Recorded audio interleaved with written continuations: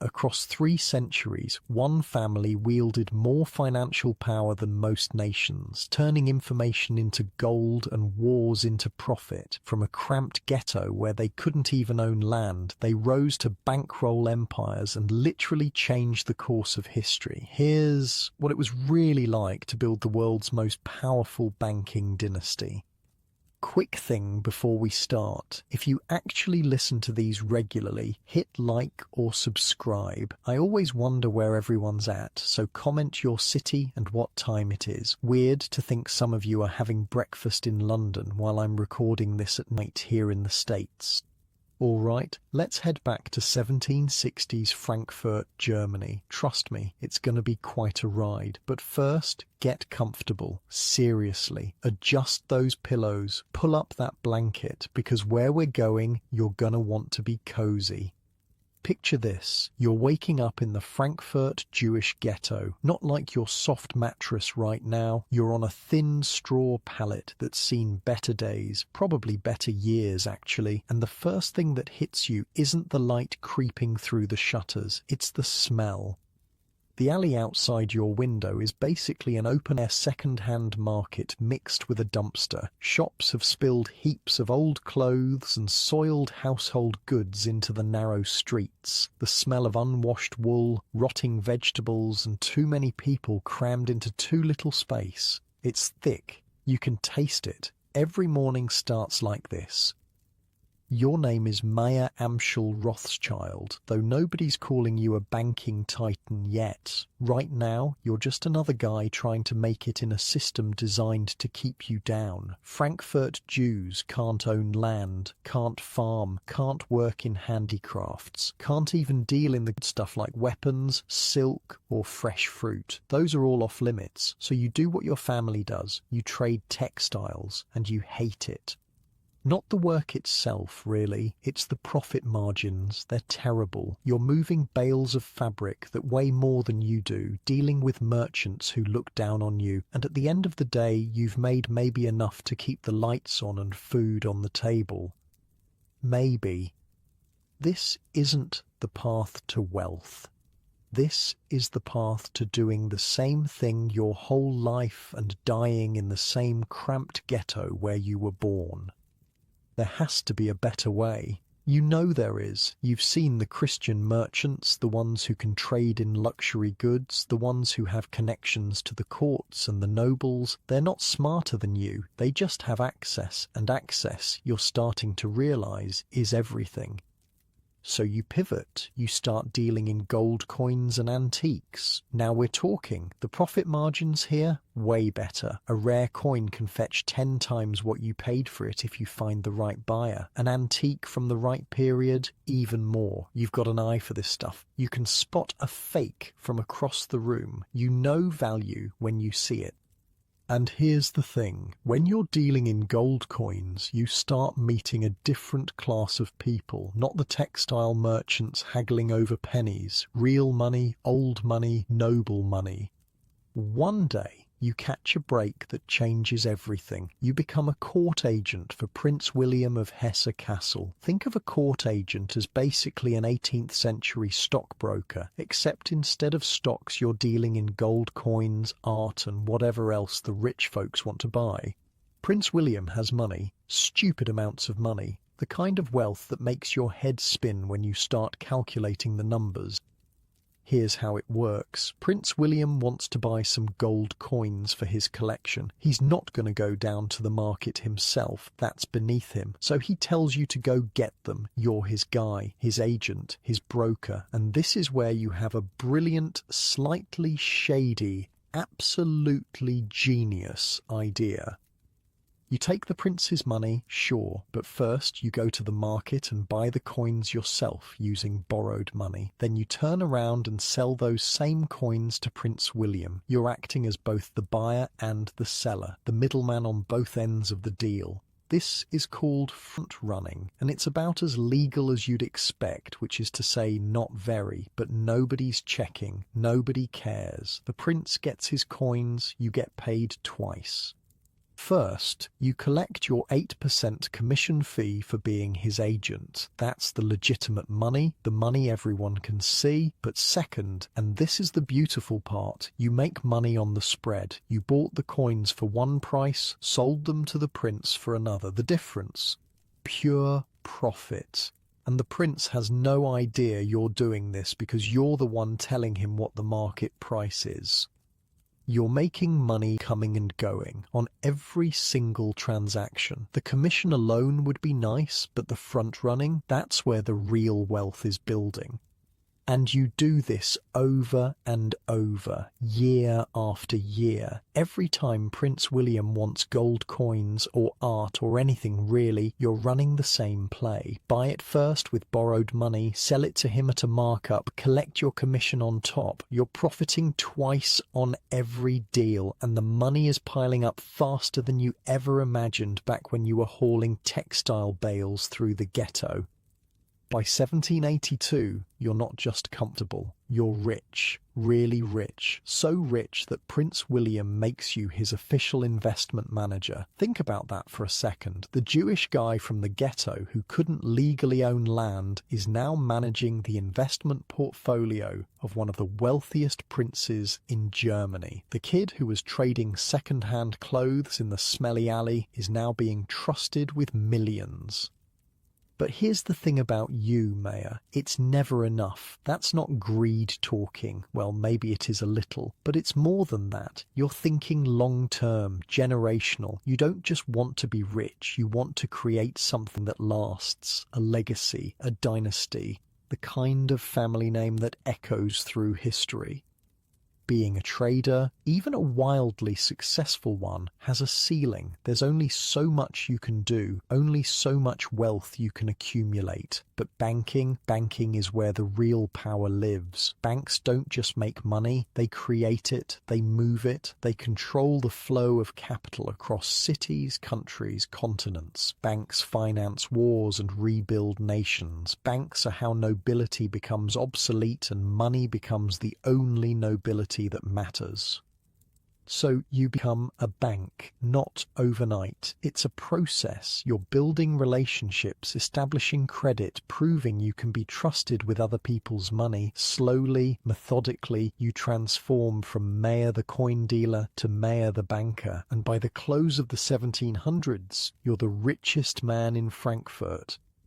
But Frankfurt is still a ghetto. It's still Germany. It's still limited. You're the biggest fish in a very small pond, and you know it. You've hit the ceiling of what's possible here. To really build something permanent, something that survives you, you need to think bigger, way bigger. You've got 5 sons, 5 smart, ambitious, hungry sons who've watched you build this empire from nothing, and you've got a plan for them, a crazy, audacious, borderline insane plan that requires them to leave home and spread across Europe. You're going to send 4 of them to the great capital cities, Vienna, Naples, Paris, and the crown jewel, the center of the financial universe, London. One son stays with you in Frankfurt to maintain the home base, but the other 4, they're your ambassadors, your outposts, your network. Each one will establish their own banking house in their city, but they won't compete with each other. They'll work together, they'll share information, they'll move money between cities faster than anyone else can. They'll create a financial spiderweb across Europe with the Rothschild family sitting at the center of every strand. Your 3rd son, Nathan, is the one you're sending to London, and Nathan is special. He's got your business sense, but with an edge. He's fierce, ambitious, quick to take offense, and even quicker to strike back. Some people are going to love him. Most are going to hate him. You don't care. What matters is that he's capable, more than capable. He might even be better at this than you are. You give him £20,000. In today's money, that's serious capital, multiple millions. It's a fortune, but you expect him to turn it into 10 fortunes, and if anyone can do it, it's Nathan. London in the early 1800s is the centre of everything. Great Britain is a global superpower. The British Navy rules the seas. Nobody even comes close. The Industrial Revolution is transforming the economy. Britain is becoming the world's factory. Goods are being manufactured faster and cheaper than ever before. The financial sector, centred in London, is robust and growing. The Bank of England has been around since 1694, and London has become the beating heart of global finance. If you want to play in the big leagues, you go to London, and that's exactly where Nathan is headed. The pressure on Nathan is immense. He's not just representing himself, he's representing the family, the Rothschild name, your life's work, everything you've built. He can feel the weight of it. Every decision he makes, every deal he closes or fumbles, reflects on the family, on you, on the legacy you're trying to create. And Nathan does not do well with pressure from others, but pressure on himself? That's different. That drives him. That makes him dangerous. He arrives in London with his £20,000 and immediately starts looking for opportunities. The London textile industry is booming. Small workshops and factories are popping up everywhere, producing cotton, silk, wool, everything. There's money to be made here, but the competition is fierce. Everyone's trying to grab a piece. Nathan sees the game differently. Most merchants are focused on one part of the supply chain. You've got the guys who source raw materials, the guys who dye the fabrics, the guys who manufacture the finished goods. Everyone's specialized. Everyone's making one profit. Nathan wants 3 profits. He goes to the manufacturers with a proposal. He'll supply them with both the raw materials and the dye. They just handle the manufacturing and give him the finished goods. He's essentially vertical integration before that term even exists. He controls 3 steps of the process, which means he captures 3 separate profit margins.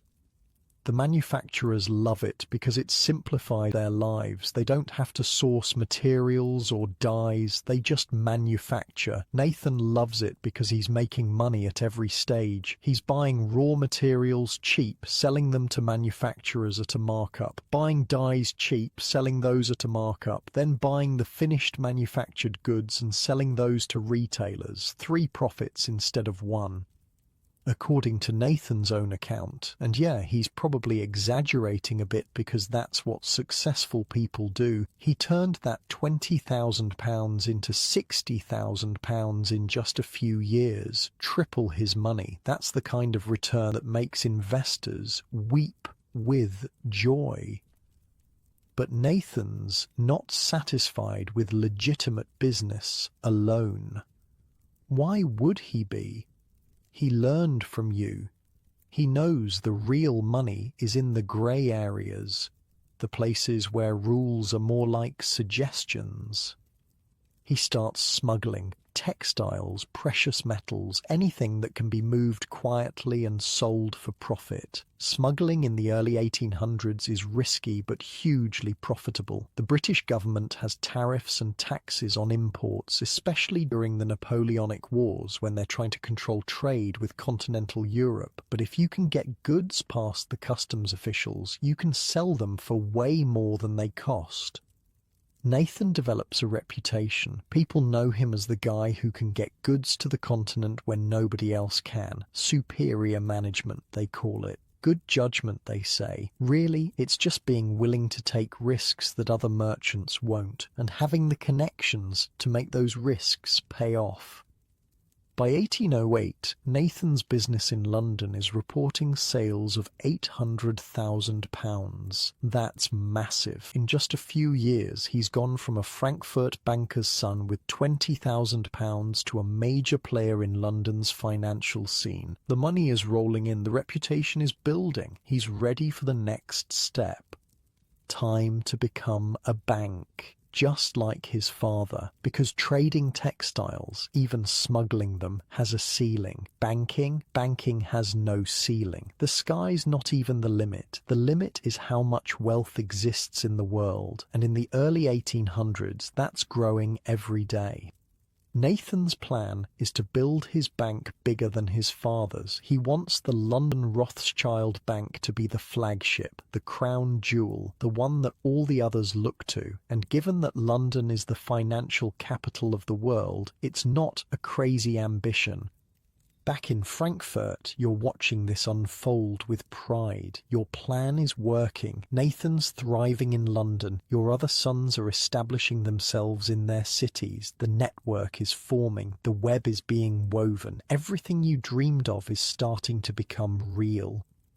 But you're getting old. Your health is deteriorating. You can feel it. The energy that used to carry you through 14-hour days is fading. Your body is reminding you that you're mortal, that time is running out, that everything you've built needs to survive without you.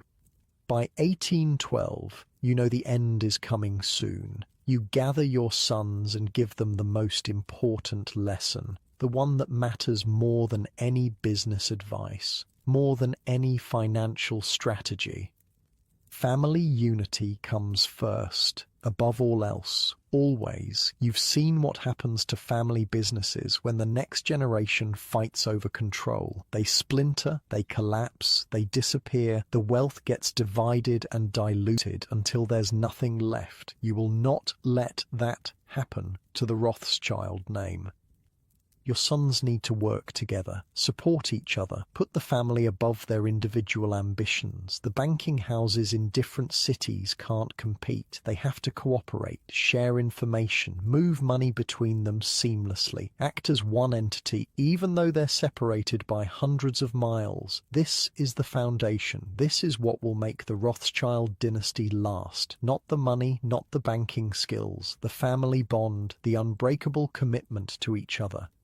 And your sons listen. They take it to heart. They promise, because they've seen what you've built from nothing. They know the value of what you're giving them. They understand the responsibility. You die knowing your legacy is in good hands. Your sons will honor your memory by honoring each other. The House of Rothschild will not just survive, it will thrive, it will grow, it will become something even greater than you imagined.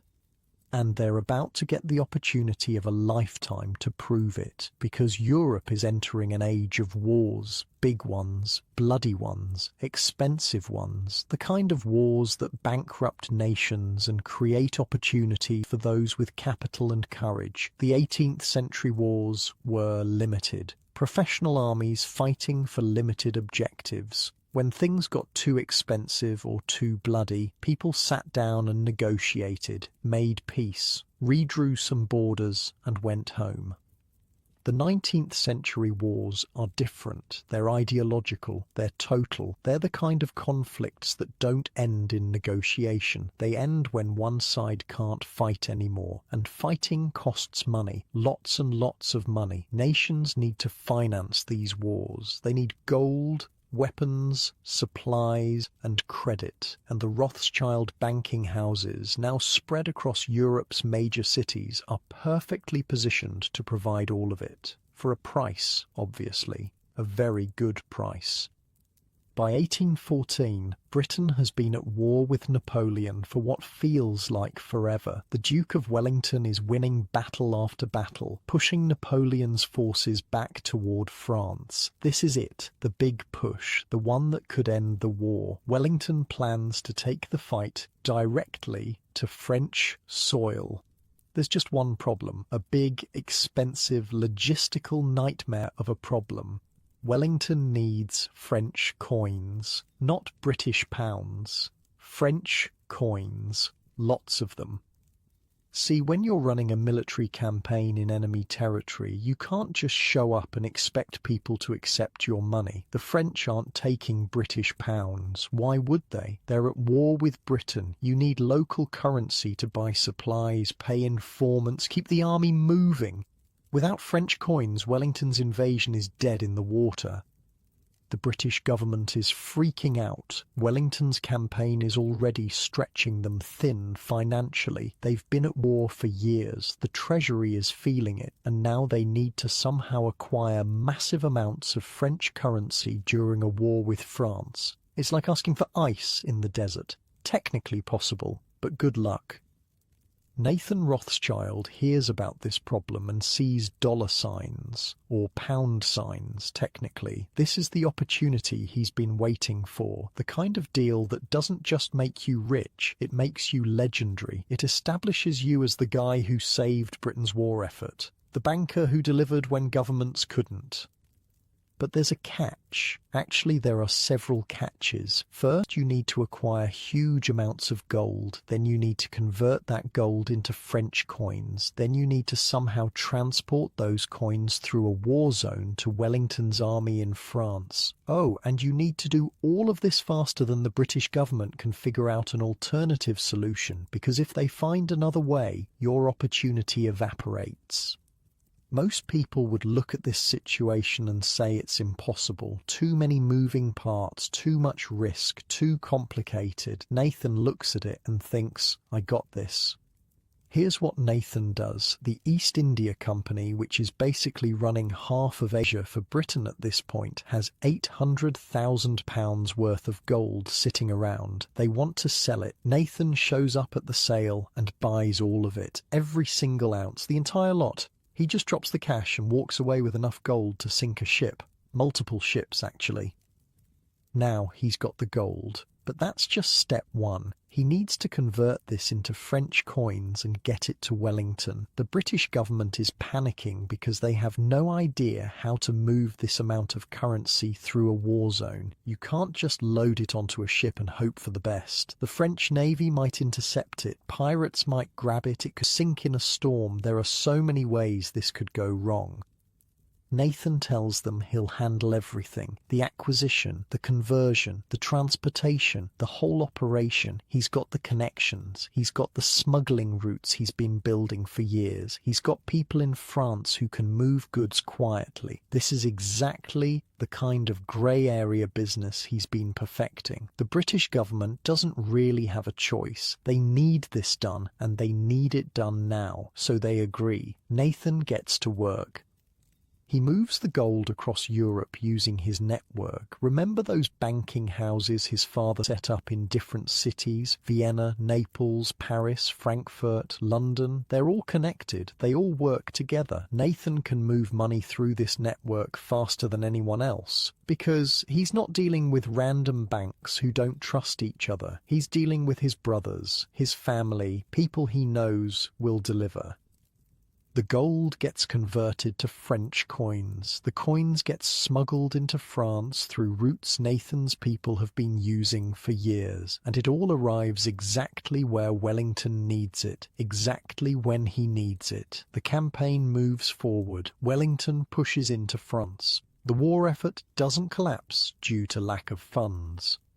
Nathan later describes this as the best business I ever did, and he's not exaggerating. This deal establishes the Rothschild name at the highest levels of British power. The government now knows that when they have an impossible financial problem, the Rothschilds can solve it. That's worth more than the profit from this one deal. That's access, that's influence, that's power. And the profit isn't bad either. The commission alone is huge, but Nathan also makes money on the currency conversion, on the transportation, on managing the whole operation. He's getting paid at every step, just like he learned from his father. Europe by the mid-1800s has turned into a war zone. Countries are fighting constantly, and every war needs money. Starting a war, you need money. Losing a war, you usually have to pay the winner. The foreign exchange market becomes critical because nations need to move money across borders, convert currencies, finance operations in enemy territory.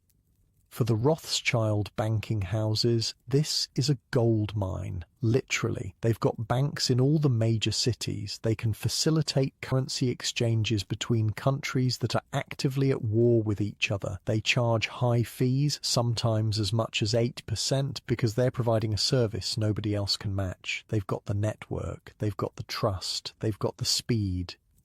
But the commission fees are honestly just a small part of their income. The real money, the absolutely insane money, comes from currency speculation, and this is where the Rothschild information network becomes a weapon. Think about how news travelled in the 1800s. slowly, by horse, by ship, by messenger, on foot. If something happened in Paris, it might take days or even weeks for London to hear about it. And in that time gap, in that information delay, fortunes could be made or lost. The Rothschilds understand that in finance, information is everything and speed is king. So they build the fastest private communication network in Europe. They use private carriers. They use well-trained horses that can ride day and night. They even use carrier pigeons for urgent messages. Pigeons are way faster than horses for short distances, and the Rothschilds breed and train them specifically for financial intelligence. Here's how this works. Let's say there's a major battle. Napoleon wins, or Wellington wins, or somebody important dies, or a government collapses. Whatever the news is, it moves through normal channels slowly. But the Rothschild network hears about it first. Sometimes hours ahead of everyone else, sometimes a full day ahead. And in that window, before the market reacts, before anyone else knows what happened, they can buy or sell currencies. If they know France is about to win a major battle, they buy French bonds before the price goes up. If they know Britain just suffered a defeat, they sell British currency before it drops. They're always one step ahead, always trading on information nobody else has yet. This is insider trading before insider trading even has a name. It's legal because there are basically no financial regulations. It's just smart business. Ruthless, maybe. Unfair, definitely. But legal and wildly profitable. The profits from currency speculation absolutely dwarf everything else. The commission fees are nice, the loan interest is solid, but speculation, that's where the real wealth gets built. Nathan's making more money in a single day of trading than most people see in their entire lives.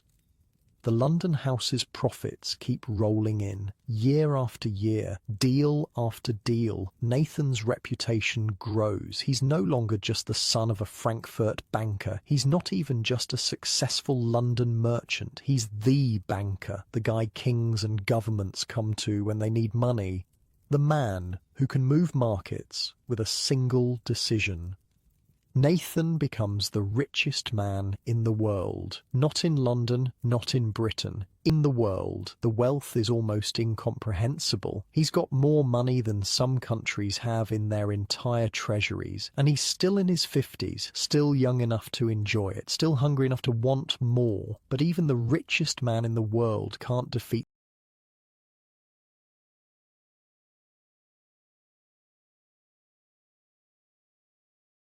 the one enemy that eventually comes for everyone.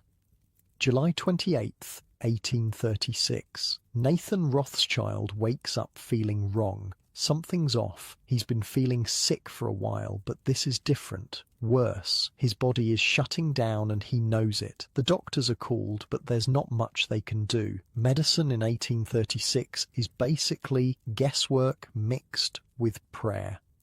Nathan dies at age 58, which is weird because the Rothschild family is known for living long lives. His mother is still alive and she's going to live past 90, but Nathan's gone, the richest man in the world, dead before 60.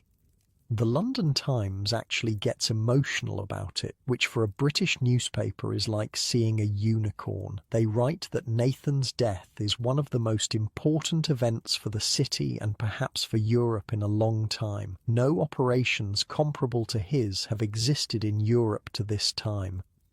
Think about that. A banker dies and it's treated like a head of state passing. That's the level of influence Nathan had built. He wasn't just rich, he was a force of nature. His decisions moved markets. His loans could win or lose wars. His death is genuinely a big deal for the entire European economy.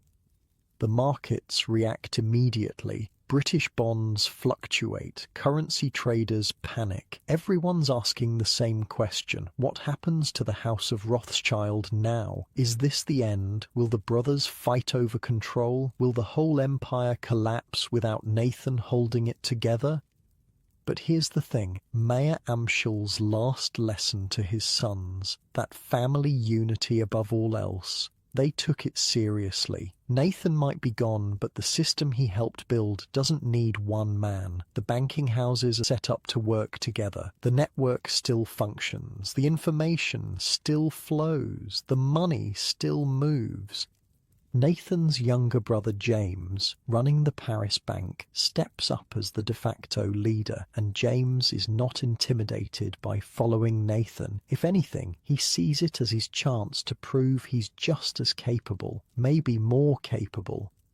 James is different from Nathan. He had better schooling. He's more refined, more comfortable in aristocratic circles. Nathan was the scrappy fighter who built the London Empire through sheer force of will. James is the strategic thinker who can play the long game. Where Nathan saw opportunities and grabbed them, James sees trends and positions himself ahead of them.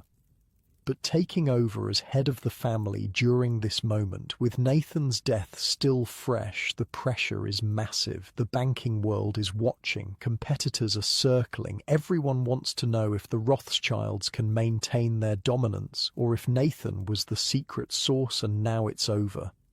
James looks at the situation and realizes something. Government bonds and war financing are still profitable, sure, but the market is getting saturated. More banks are getting into the game. The competition is eating away at profit margins. The deals that made Nathan's fortune aren't as lucrative anymore because everyone's doing them now. James needs a new edge, a new industry, something the Rothschilds can dominate before everyone else catches on. He needs to think bigger than just financing wars. Wars end, industries last forever. He looks at what's happening across Europe and sees the future rolling toward him on iron rails. Railroads, they're expanding fast. England built the Stockton-Darlington line in 1825, and suddenly everyone realizes this is going to change everything. Transportation, trade, industrial growth. Railroads are connecting cities that used to be days apart. They're making goods cheaper to move. They're opening up markets that were previously too remote to reach. This is it. This is the next big thing, and James wants the Rothschilds to own as much of it as possible. Throughout the 1840s, the Rothschild banks provide financing for railroad ventures across Europe. They're not just lending money, they're taking equity positions, they're getting involved in the construction, they're trading railroad stocks and bonds. Every time a new line gets built, the Rothschilds are making money from the financing, from the trading, from the increased value of their holdings. And James is clever about risk management. He uses other people's money whenever possible. He creates syndicates, basically groups of investors who pool their capital for big projects. The Rothschilds put in some money, but most of the risk is spread across the syndicate. If the project succeeds, the Rothschilds make huge returns on relatively small investments. If it fails, they're not wiped out. This is sophisticated financial engineering. Most bankers are still doing straightforward lending. James is creating complex financial structures that maximize profit while minimizing risk. He's thinking 3 moves ahead. The railroad boom makes the Rothschilds even richer. The wealth keeps compounding. But here's something you need to understand about this period. While the Rothschilds and other banking families are accumulating unbelievable fortunes, regular people are struggling. The income gap between rich and poor is massive. The industrialists are making money as fast as possible by any means necessary, and worker conditions are brutal. 16-hour days in factories, child labor, poverty wages, no safety regulations. The average person looks at families like the Rothschilds and sees the face of everything wrong with the system. The bankers are financing the governments and the industries that are grinding workers into dust. The resentment is building, and it's about to explode. By the late 1840s, France is a powder keg. The government is deep in debt from losing wars. The economy is on the edge. The French people are angry at the government and angry at the financiers who keep the government afloat. They're looking for someone to blame, and wealthy Jewish bankers make an easy target. Within days, revolution breaks out. The French banking system nearly collapses, and the Rothschild Bank in France is right in the crosshairs. James is watching his life's work, his family's legacy, everything his father built, teeter on the edge of complete destruction. Angry mobs could storm the bank. The government could seize assets. Everything could disappear overnight.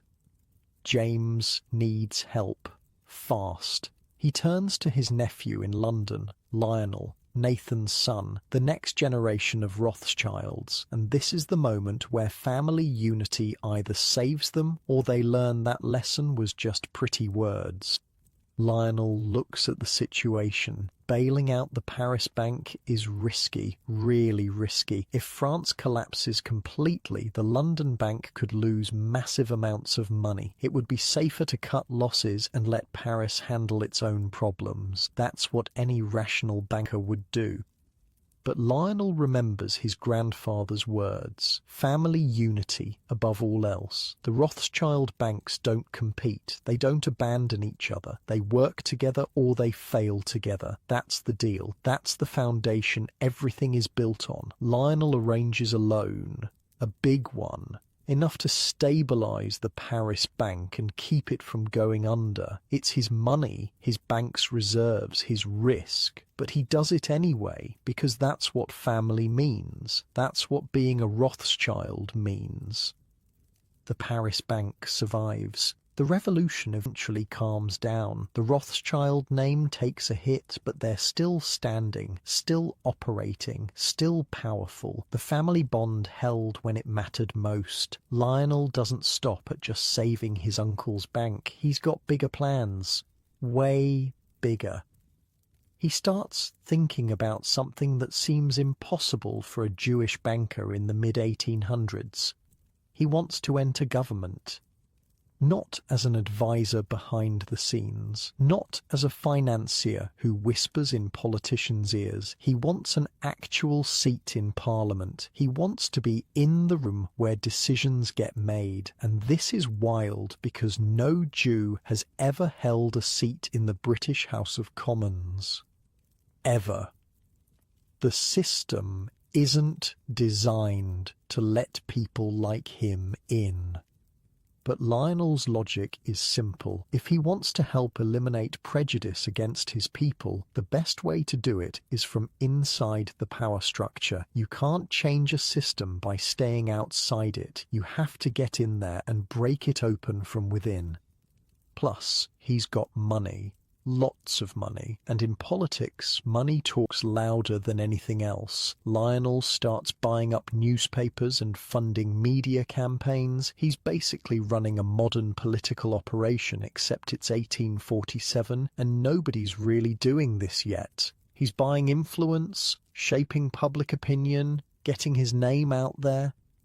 By this point, most of the legal restrictions on British Jews have been lifted. It's not like it was when his grandfather was stuck in the Frankfurt ghetto. Things have changed. Progress has happened. The Commons even passed a bill saying a Jewish person could hold a seat.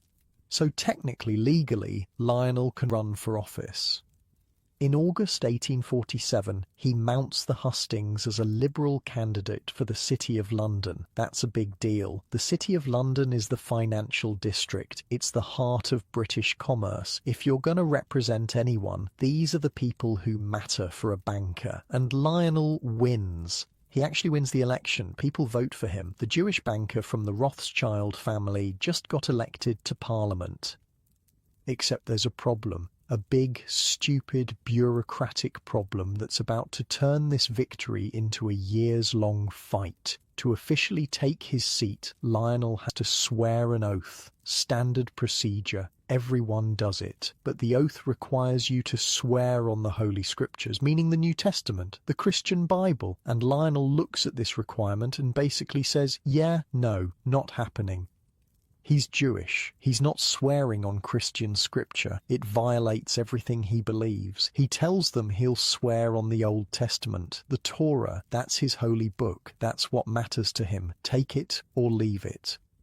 The Commons freaks out. This has never happened before. Nobody's ever challenged the oath. The whole system is built on Christian assumptions. The idea that someone might want to swear on different scripture just never occurred to anyone. What do we do? Can we even allow this? Is this legal? The debates go on for years. Literally years.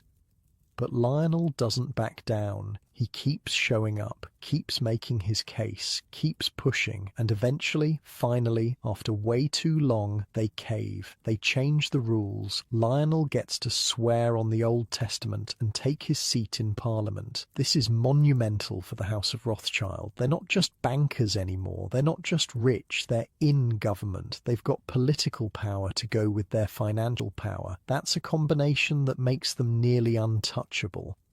As James gets older in Paris, Lionel gradually takes over as the family's patriarch. He's the one everyone looks to for decisions. He's the one coordinating between the banking houses. He's running the show, and he thinks the Rothschilds are invincible. They've survived revolutions. They've grown richer through wars. They've broken into politics. What could possibly challenge them now?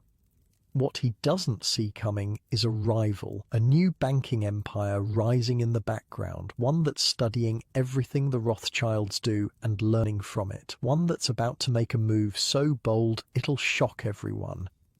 Meet Junius Morgan, American banker working for a British merchant banking firm called George Peabody and Company. When Peabody retires in 1864, Junius takes over the whole operation, and Junius is smart, really smart. He's got that serious, business-like presence that old financiers love.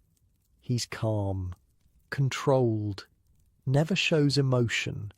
The kind of guy who makes you trust him with your money just by looking at him.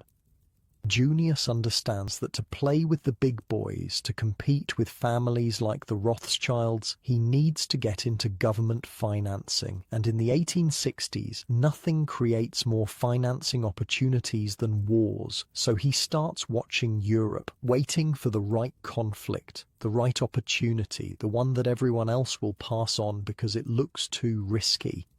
And in 1867, he sees the tension building. France wants to buy Luxembourg from the Netherlands. Seems straightforward enough, but Prussia, the rising German power, says absolutely not. They oppose the move. Prussia is led by Otto von Bismarck, and Bismarck is not someone you want to mess with. Bismarck's whole thing is creating a unified German empire under Prussian leadership. He's a wild man with a brilliant mind. Picture someone who gets into drunken brawls and fencing duels to prove his manliness, but who also has the strategic genius to manipulate all of Europe into doing what he wants. He's been described as a raging bull, dangerous, unpredictable, smart enough to be terrifying. The tension keeps building. France and Prussia are headed for war. Everyone can see it coming. And on July 19th, 1870, Napoleon III makes it official. France declares war on Prussia, which is exactly what Bismarck wanted. He's been manoeuvring for this. A war will let him unify the German states under Prussia's banner. It's all going according to his plan. Now here's where it gets interesting. The Rothschilds have been financing wars for like a century at this point. They're the go-to bankers for governments that need money for military campaigns. France should be an obvious client. They need loans, they need weapons, they need financing for the whole war effort. But the Rothschilds take one look at this situation and say, no, they won't lend to France, not a single franc. And the reason is simple. They've seen enough wars to know who's going to win. They can read the situation. France is walking into a meat grinder. Bismarck is smarter, Prussia is stronger, the German military is better organized. France is going to lose badly, and the Rothschilds don't finance losing sides. That's just throwing money away. Other major banking houses, like Baring Brothers, also pass. Nobody wants to touch this loan. It's too risky. France is going to get crushed and then they won't be able to pay back the money. Basic risk assessment, smart banking, protect your capital. Junius Morgan looks at this exact same situation and sees something completely different. He's asking a different question. Not can France win, but can France pay back a loan? And here's his calculation. Yeah, France is probably going to lose. The military situation looks bad. Bismarck is going to roll right over them. But here's the thing about France. The economy is diversified. They've got agriculture, manufacturing, trade. They've got a solid tax collection system. They've got national wealth beyond just their military.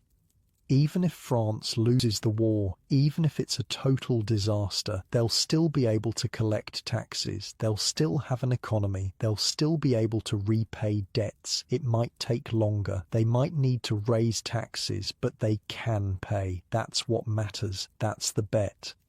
Through his syndicate, Junius raises over £10 million for the French army. That's a massive loan, and he does something else that's crucial. As an American banker, he gives France access to American weapons. The French can buy guns, ammunition, supplies from America and ship them over. This is huge because Britain and Prussia are allied, so France can't easily buy British weapons. American suppliers are their best option.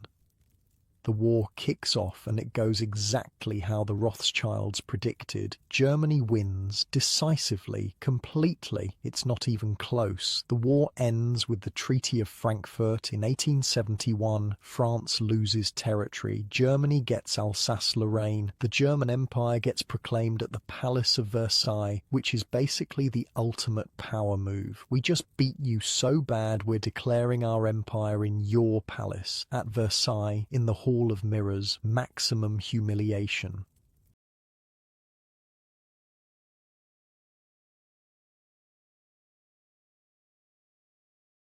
France is defeated, occupied, and forced to pay massive reparations to Germany. It's a disaster. Everyone who passed on lending to France is feeling pretty smart right now. They avoided a terrible investment. Good call, right? Except France doesn't default on Junius Morgan's loan. That's the crazy part. Bismarck predicted they would. Most people assumed they would. How's a defeated nation going to pay back millions of pounds when they're also paying reparations to Germany? It should be impossible.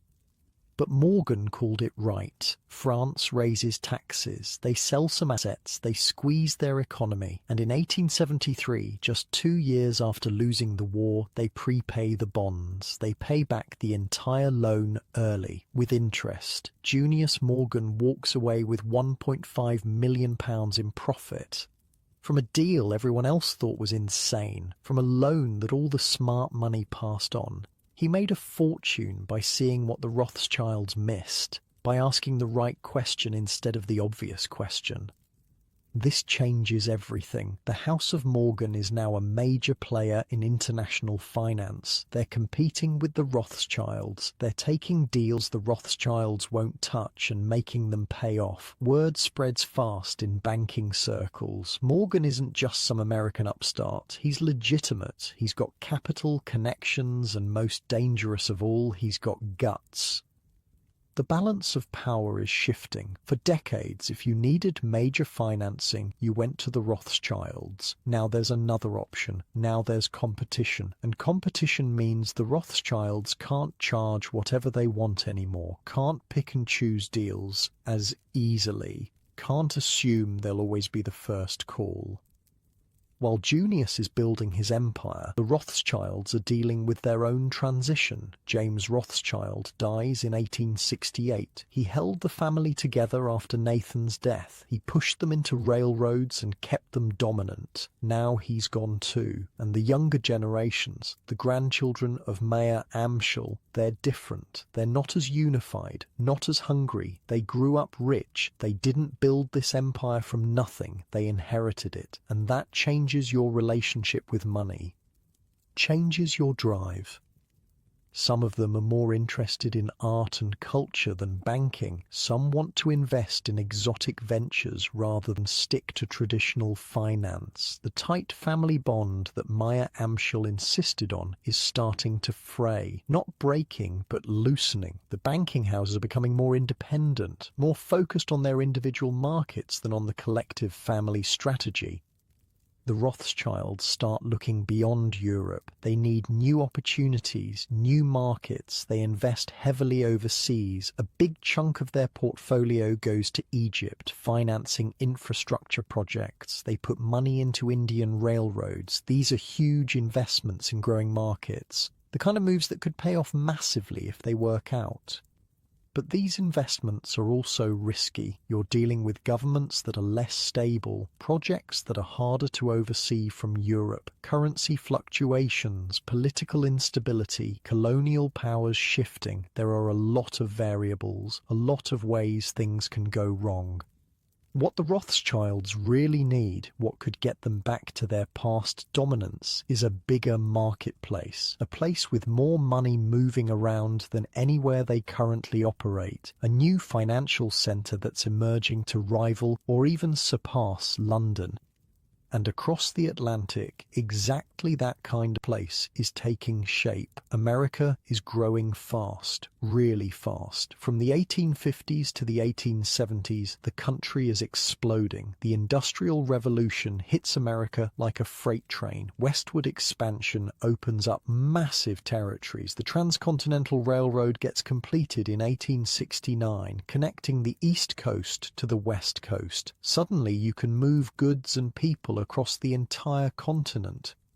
Industrialists are emerging who make the European nobility look poor. Cornelius Vanderbilt dominates railroads. Andrew Carnegie is building a steel empire. John D. Rockefeller creates Standard Oil and basically monopolizes the entire petroleum industry. These guys are creating fortunes that would make even the Rothschilds pause. The American economy is becoming the biggest in the world. New organizational structures, new ways of doing business, new industries. It's chaotic and wild and full of opportunity. And the Rothschilds, who've been dismissing America as a land of madmen for years, are starting to realize they missed something big. They see the House of Morgan succeeding. They see Wall Street emerging as a financial center that could rival London. They realize America is where the action is moving, where the next century of wealth will be built. They need to get in. They need to find opportunities. They need to make up for lost time. And the perfect opportunity is about to present itself, not in a boom, but in a crash, not in success, but in disaster, because that's when the biggest opportunities appear, when there's blood in the streets, as the saying goes. When everyone else is panicking and selling, that's when smart money buys. For America, that day arrives on May 9th, 1893, and it's going to be bad. Really, really bad. The railroad boom in America had been going strong for decades. Everyone wanted in. Investors were throwing money at railroad companies like they were handing out candy. New lines were being built everywhere, connecting cities that didn't need connecting, running parallel to existing routes, just building for the sake of building. It was a bubble. Everyone could see it was a bubble, but nobody wanted to admit it because everyone was making too much money, until suddenly they weren't. May 9th, 1893, the whole thing collapses. Not slowly, not gradually, just boom, gone. Railroad companies start going bankrupt, one after another, like dominoes falling. The entire industry, which had been the backbone of American growth, just implodes. Banks that lent money to railroads suddenly have worthless paper. Investors who bought railroad stocks watch their portfolios evaporate. Companies that supplied railroads lose their biggest customers overnight. This triggers one of the worst depressions in American history, the Panic of 1893. People lose jobs, businesses close, banks fail. It's a total mess, and everyone's looking to the government to do something, fix it, make it better. Isn't that what governments are for? President Grover Cleveland has different ideas. He's absolutely determined to maintain the gold standard. That's his thing, his line in the sand. The US dollar is convertible to gold at a fixed rate, and that's not changing, no matter what. You got to understand the context here. Back in the 1890s, the US dollar wasn't the global currency. That was the British pound. Britain had the world's dominant economy, and the pound was what everyone used for international trade. If America wanted to be taken seriously, if it wanted to attract foreign investment and be seen as a real player on the world stage, it needed to prove its currency was solid, backed by gold, trustworthy.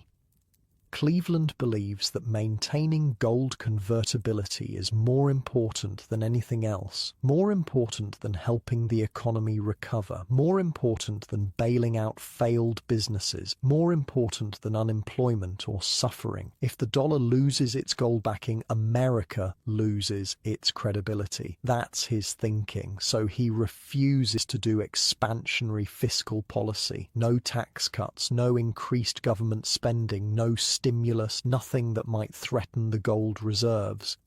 Which would be fine except for one tiny problem. The government is running dangerously low on gold. People are panicking and converting their dollars to gold because they don't trust the currency anymore. And every day, more gold leaves the treasury. At the rate things are going, the government is maybe days away from running out completely. If that happens, the gold standard collapses, the dollar collapses, American credibility on the world stage, gone, foreign investment, gone. It would be a disaster that makes the current depression look mild.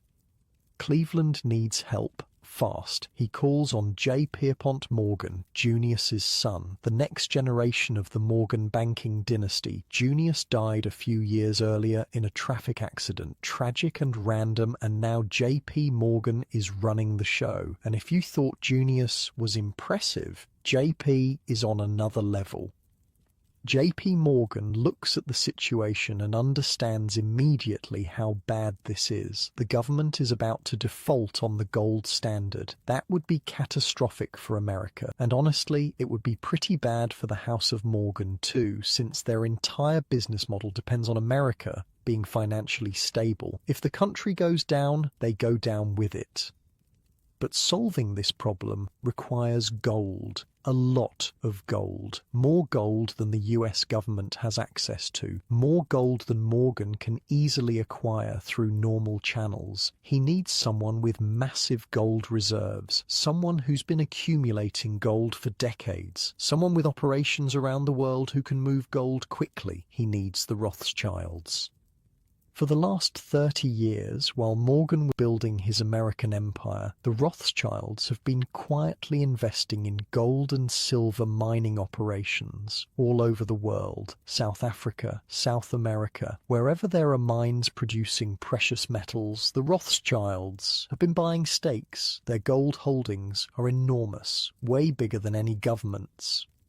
And they've been using their influence to push countries toward adopting the gold standard because it makes their gold holdings more valuable.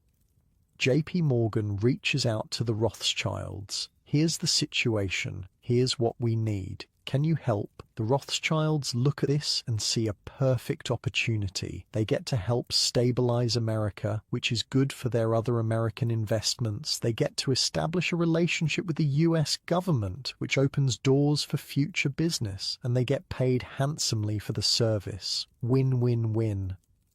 Morgan arranges to issue $65 million in government bonds. That's the funding mechanism. The government is essentially borrowing money from the public. Morgan takes those bonds and uses the money to negotiate with the Rothschilds. He buys 3.5 million ounces of gold. That's a staggering amount. We're talking tons and tons of physical gold that has to be transported across the Atlantic.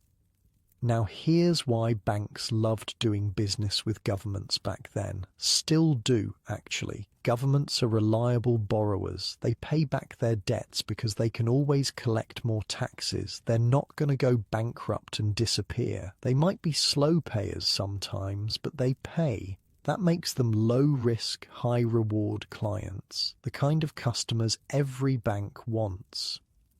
The collaboration between Morgan and Rothschild on this deal creates one of the most sought-after investments anyone's seen. When the gold bonds go on sale to the public, they sell out in 30 minutes. 30 minutes. People are literally fighting to buy these bonds. The confidence in the US government backed by Morgan and Rothschild gold is that strong.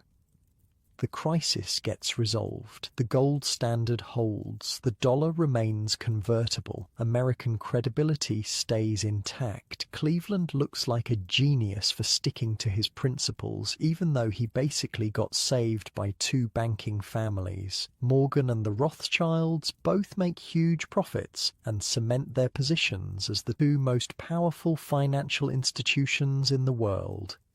And America? America takes its place on the world stage as a legitimate economic superpower, not just a big country with potential, an actual empire, a rival to Britain, a force that will dominate the 20th century.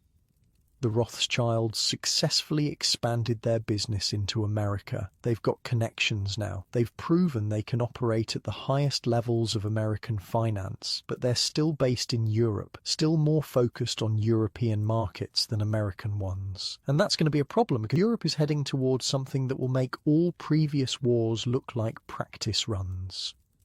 By the early 1900s, you can feel the tension building across Europe. It's like watching a pot about to boil over. You've got imperial rivalries. Britain wants to maintain its empire. Germany wants to build one. France wants revenge for losing to Germany. Austria-Hungary is barely holding itself together. Everyone's building up their militaries. Everyone's forming alliances. Everyone's waiting for someone else to make the first move.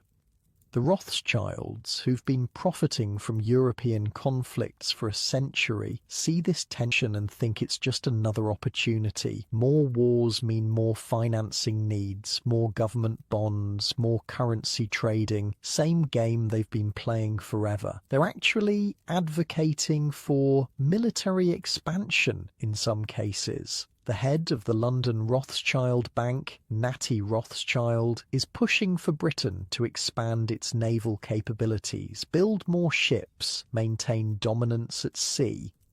And yeah, the Rothschilds will happily finance those ships. European countries start spending massive amounts on their militaries. Arms races accelerate. Everyone's preparing for war, and all that military spending needs to be financed. The banks, especially the Rothschilds, are there to provide the loans. It's profitable. It's what they do. It's been working for generations. What they don't realise, what nobody realises, is that the war about to unfold is going to be fundamentally different from anything that came before. The weapons are more deadly, the scale is bigger, the ideology is more extreme. This isn't going to be a limited war that ends with negotiations and border adjustments. This is going to be total war, industrial war, the kind that grinds up entire generations. June 28, 1914, Archduke Franz Ferdinand of Austria-Hungary gets assassinated in Sarajevo. He's shot along with his wife Sophie by a Serbian nationalist, and this one assassination, this one violent act becomes the spark that ignites the whole powder keg. See, Serbia doesn't want to be ruled by Austria-Hungary. They want independence. They're their own people with their own identity, and Austria-Hungary is old, tired, imperialistic. The Serbians are done with it, so some nationalist radicals decide to make a statement by killing the Archduke. Bold move, terrible move, but bold. Austria-Hungary blames Serbia, demands crazy concessions. Serbia refuses some of them. Austria-Hungary declares war, but Serbia has allies. Russia backs Serbia. Germany backs Austria-Hungary. France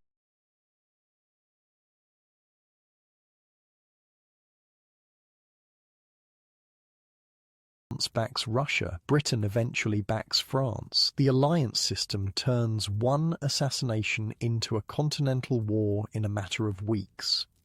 And this war is nothing like the wars the Rothschilds have been financing. This is trench warfare, machine guns, artillery that can level entire towns, poison gas, millions of soldiers sitting in muddy trenches, getting shelled day after day, occasionally going over the top into no man's land where they get mowed down by machine gun fire. It's industrial scale slaughter. The death toll is incomprehensible. By the time it's over, about 10 million soldiers will be dead, another 7 million civilians, entire towns wiped out, whole generations lost. The maps of Europe will be redrawn, empires will fall, nothing will ever be the same. For the first time in Rothschild history, members of the family are on opposing sides. The London Rothschilds are financing Britain and its allies. The Vienna Rothschilds are in Austria-Hungary. The Frankfurt Rothschilds are in Germany. They're literally funding both sides of the same war. Family members fighting against each other through the loans they provide.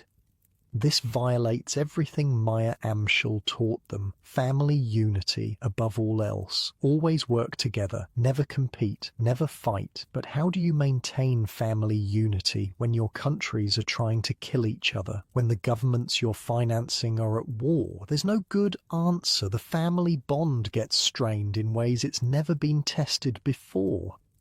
The Rothschilds survive World War I. They even profit from it because war financing is still profitable, but their dominance is slipping. The scale of their operations is getting overshadowed by a new generation of banks, particularly by the House of Morgan in America. Morgan Bank becomes the key financier for the US government during World War I. They're raising funds through war bonds. They're extending loans to European allies. They're coordinating between American industry and military needs. J.P. Morgan's son, Jack Morgan, is running the operation now, and he's doing it bigger and better than the Rothschilds ever did. The centre of financial power is shifting from London to New York, from the old world to the new world, from the Rothschilds to Morgan. In 1935, the Jewish Chronicle, which had been following the Rothschild family for generations, basically admits what everyone can see. The Rothschilds' heyday is fading. They're still rich, still powerful, still influential, but they're not the dominant force anymore. The world has changed. Banking has changed. And the Rothschilds haven't kept up. Some of the smartest members of the younger generation are walking away from the family business entirely. They're pursuing other interests, art, science, politics, anything but banking. The drive that built the empire, that hunger that Maya Angelou had, it's not there in the same way for kids who grew up rich. You can't recreate that desperation, that need to prove yourself. That's something you either have because you started with nothing or you don't have it at all. The banking houses in different cities start pursuing their own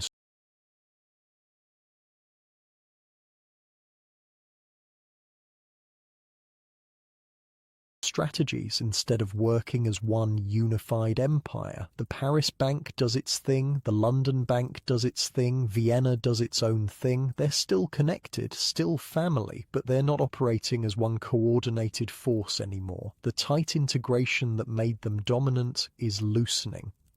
And then the world gets even worse, way worse, because Europe's about to do the whole World War thing again, except this time it's going to be even more brutal, even more destructive, even more catastrophic for the Rothschild family personally.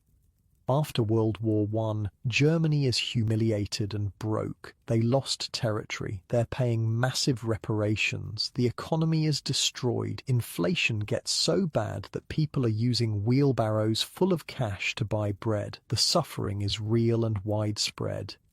Into this chaos steps a new kind of leader, one who understands how to harness anger, how to channel resentment, how to give people someone to blame for their suffering, and he's got particular ideas about who's responsible for Germany's problems. His rise to power is fast, shockingly fast. By 1933, he's Chancellor of Germany, and his ideology, his hatred, his plans for Europe, they spell disaster for the Rothschild family, especially the German and Austrian branches. The world is about to enter its darkest period, and the Rothschilds, who survived revolutions and wars and economic crashes for over a century, are about to face their greatest test. Just 21 years after World War I ended, Europe goes right back to doing the same damn thing, except this time the ideology is darker, the weapons are deadlier, the stakes are higher, and for Jewish families, especially prominent ones like the Rothschilds, this isn't just another war to profit from. This is existential. 1939, Germany invades Poland. Britain and France declare war. World War II officially begins, but unlike the last war, which bogged down into trench warfare pretty quickly, this one moves fast, terrifyingly fast. Spring of 1940, Hitler's military machine starts rolling and it doesn't stop. Denmark falls in hours. The entire country occupied before lunch. Norway puts up more of a fight, but it's not enough. Then the German army sweeps across the Netherlands and Belgium. These aren't long campaigns. These are blitzkrieg operations, lightning war, tanks and planes moving so fast that defending armies can't even figure out where to dig in.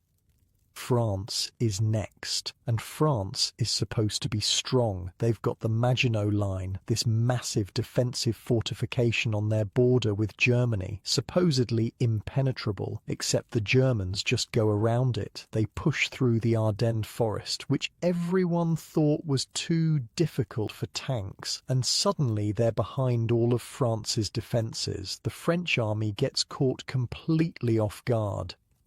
By June 1940, German tanks are rolling into Paris. The City of Lights goes dark. The capital of France, one of the great powers of Europe, falls, just falls, and Hitler makes sure to really rub it in. Remember when Germany got forced to sign the Treaty of Versailles in 1918?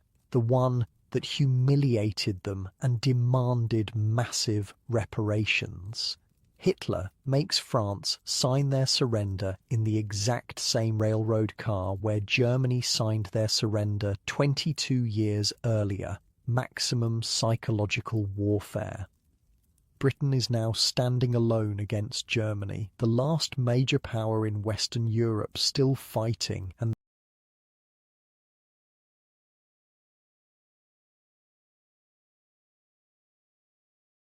they're next on Hitler's list. If Britain falls, if Hitler conquers Europe, the House of Rothschild faces its certain end. Not just financial ruin, actual extinction. The Nazis have made it very clear what they think about Jewish people. The Rothschilds, being the most prominent Jewish banking family in Europe, are a prime target. Some family members see what's coming and get out early. They flee, they grab what they can carry and run. The older Rothschilds in France, Edouard, Robert and Maurice, they manage to escape before the occupation gets too tight. They end up taking various routes, stopping in different countries, eventually making it to either the United States or England. It's chaotic, it's terrifying. These are people who've never had to run from anything in their lives. They've been at the top of European society for generations, and now they're refugees. When German tanks rolled into Paris in 1940, the French Rothschilds were in grave danger, not theoretical danger, actual, immediate, deadly danger. The Nazis aren't subtle about their intentions. They've been seizing Jewish property throughout Germany and Austria. They've been implementing increasingly brutal policies, the writings on the wall in letters 10 feet high.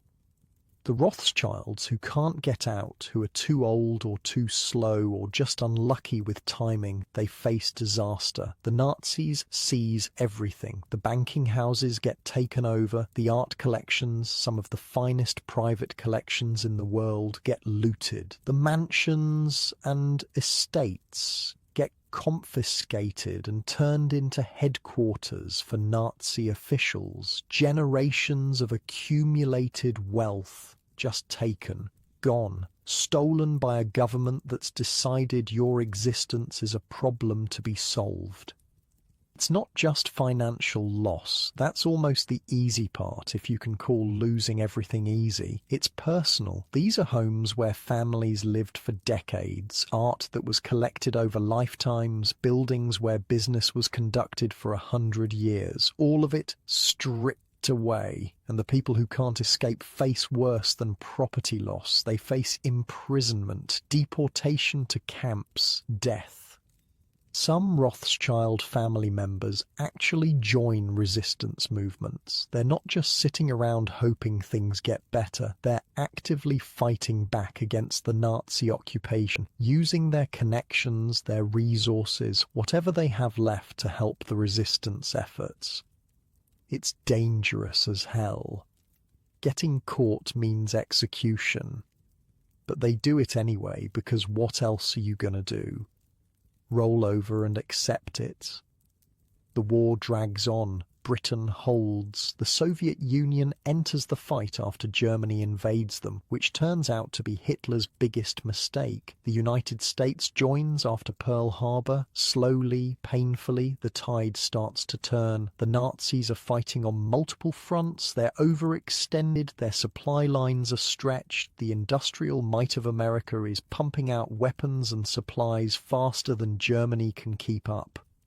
D-Day, June 6, 1944. Allied forces land on the beaches of Normandy. It's brutal. The casualties are horrific, but they establish a foothold. They start pushing inland, liberating France town by town, village by village. The Nazis are being pushed back. By early 1945, it's over. Germany is being invaded from both sides. Soviet forces from the east, American and British forces from west. Hitler kills himself in his bunker. The Nazi leadership either kills themselves or gets captured. On May 8, 1945, Germany officially surrenders. General Eisenhower makes the announcement. The forces of Germany have surrendered to the United Nations. The flags of freedom fly all over Europe. Cities celebrate. People pour into the streets. After 6 years of war, after tens of millions of deaths, after unspeakable horrors, it's finally over. But for the Rothschild family, the victory is bittersweet. They survived, which is more than many Jewish families can say, but they've been fundamentally changed. The dynasty that operated seamlessly across Europe for over a century is now fragmented, scattered. The German and Austrian branches are essentially destroyed. The assets are gone. The banking houses are rubble. The family members who survived are traumatized.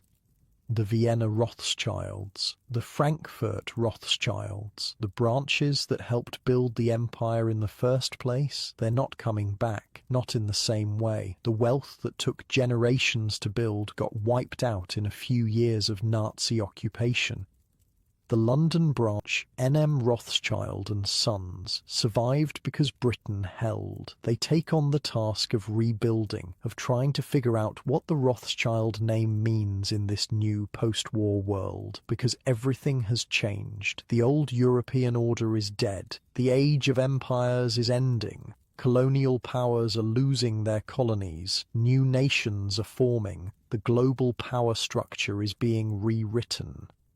America and the Soviet Union emerge as the two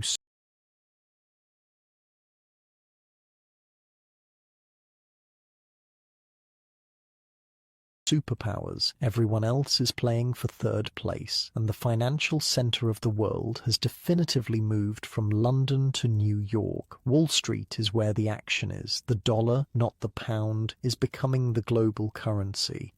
If you want to play in international finance now, you need to be tight with American banks. The London Rothschilds understand their position has shifted. They're not the dominant banking power anymore. Those days are gone. The House of Morgan, Goldman Sachs, other American institutions, they're running the show now. The Rothschilds are still rich, still influential, but they're no longer the name in banking. They're a name, one among several. That's a big psychological shift for a family that spent over a century at the very top. So they adapt. They focus on what they're still good at. Government financing, yeah, but also maintaining relationships with elite clients. The Rothschilds have always understood that access to power is as valuable as power itself. They keep their banking operations relatively small, private, exclusive. They're not trying to become a massive retail bank serving millions of customers. That's not their game. Their game is serving the ultra-wealthy and governments, high-value clients who need discretion and expertise. This becomes their core strategy going forward. Stay private, maintain control, don't chase growth for growth's sake, keep the family involved in decision-making, avoid public scrutiny as much as possible. It's a defensive posture, protect what we have, rebuild carefully, don't take unnecessary risks. By the 1970s, N.M. Rothschild and Sons is still operating in London, still serving elite clients, still making money, but they're operating in a very different banking landscape. The industry is consolidating. Bigger banks are buying smaller ones. New financial instruments are being created. Derivatives, options, complex structured products that didn't exist before. The rules are changing and changing fast. A guy named Robert Maxwell enters the picture, and Maxwell is complicated. He served in the British Army during World War II, which gives him credibility. After the war, he worked in British intelligence for a while. Then he got into publishing, building up a media empire. By the 1950s and 60s, he's acquiring British publishing companies, Pergamon Press, Mirror Group newspapers. He's becoming a media mogul. Maxwell's got a traumatic backstory. Most of his family was killed in the Holocaust, wiped out. That kind of loss scars you permanently. For Maxwell, the experience of extreme poverty and horror created an absolute imperative to never be poor again. Not being poor became his entire identity. Wealth wasn't just nice to have, it was survival. It was proof that he'd escaped the nightmare. But building the media empire he wants requires capital, serious capital, the kind only major banking houses can provide. And in London, if you want that kind of money with the credibility and connections attached, you go to the Rothschilds.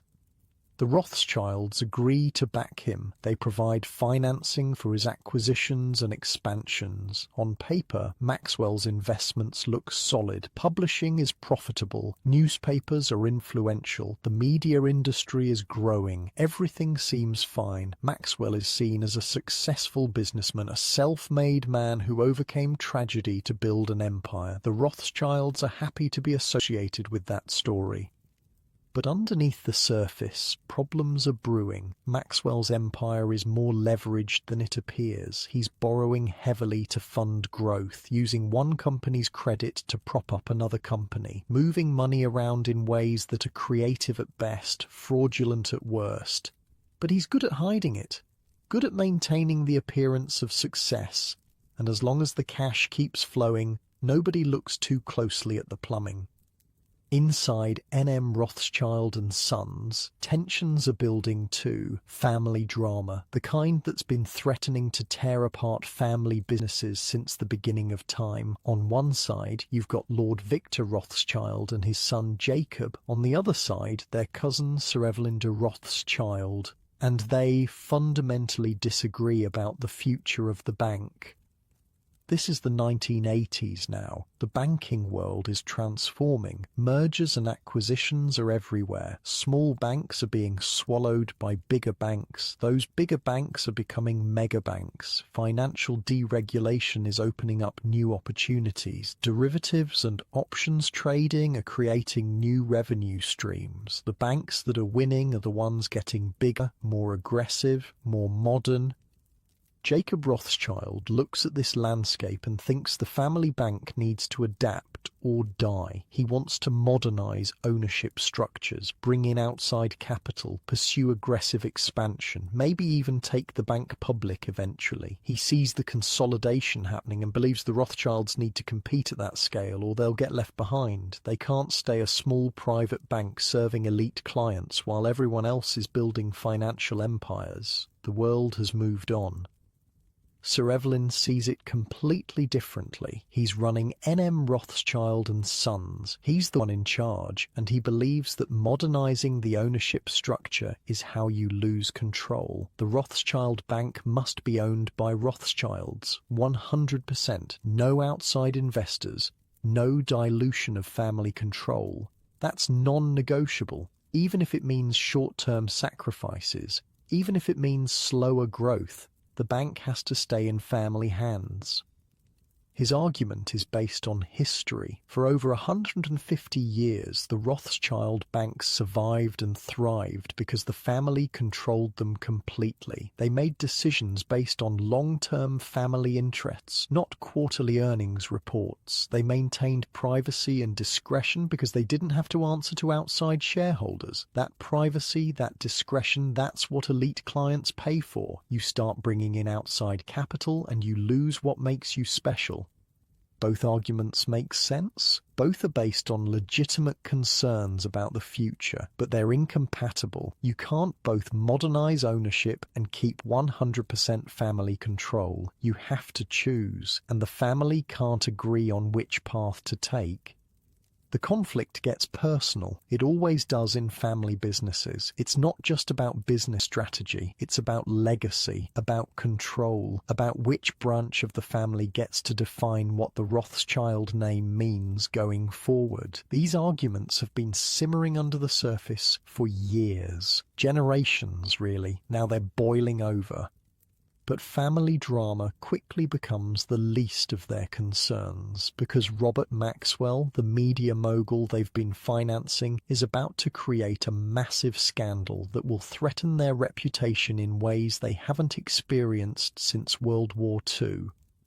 November 1991. The news breaks in a way that feels surreal. Robert Maxwell, millionaire newspaper publisher, is dead. He disappeared overboard from his private yacht early in the morning while cruising off the Canary Islands. Just vanished into the ocean. Gone.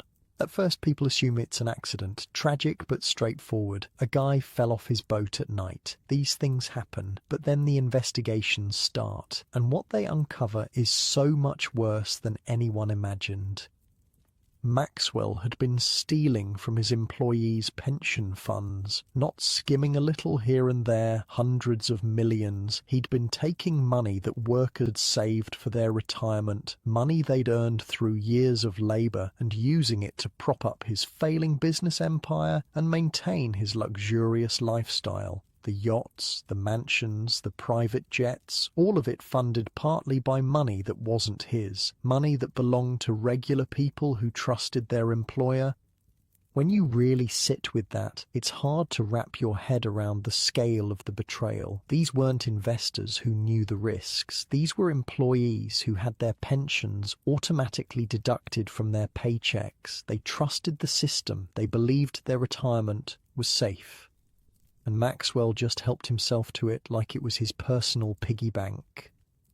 the investigations intensify. Forensic accountants start digging through Maxwell's finances, and the more they dig, the worse it looks. The shell companies, the offshore accounts, the creative accounting. The whole thing was a house of cards that Maxwell had been desperately trying to keep standing by stealing from anyone and everyone he could.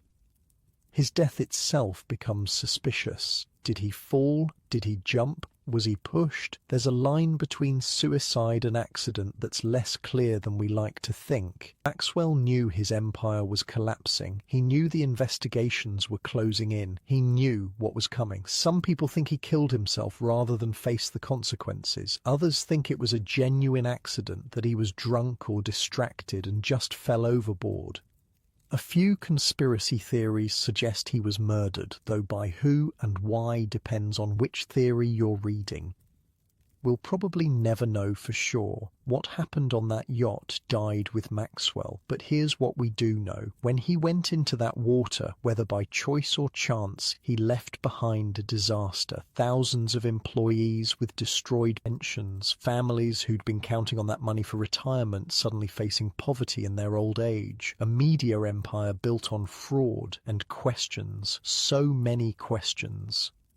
For the Rothschilds, this is a nightmare. They weren't directly involved in the pension fund theft. There's no evidence they knew what Maxwell was doing, but they'd been financing him. They'd lent him money. They'd vouched for him by association. When you're in business with someone, especially as their banker, their scandals become your scandals. Their reputation problems become your reputation problems.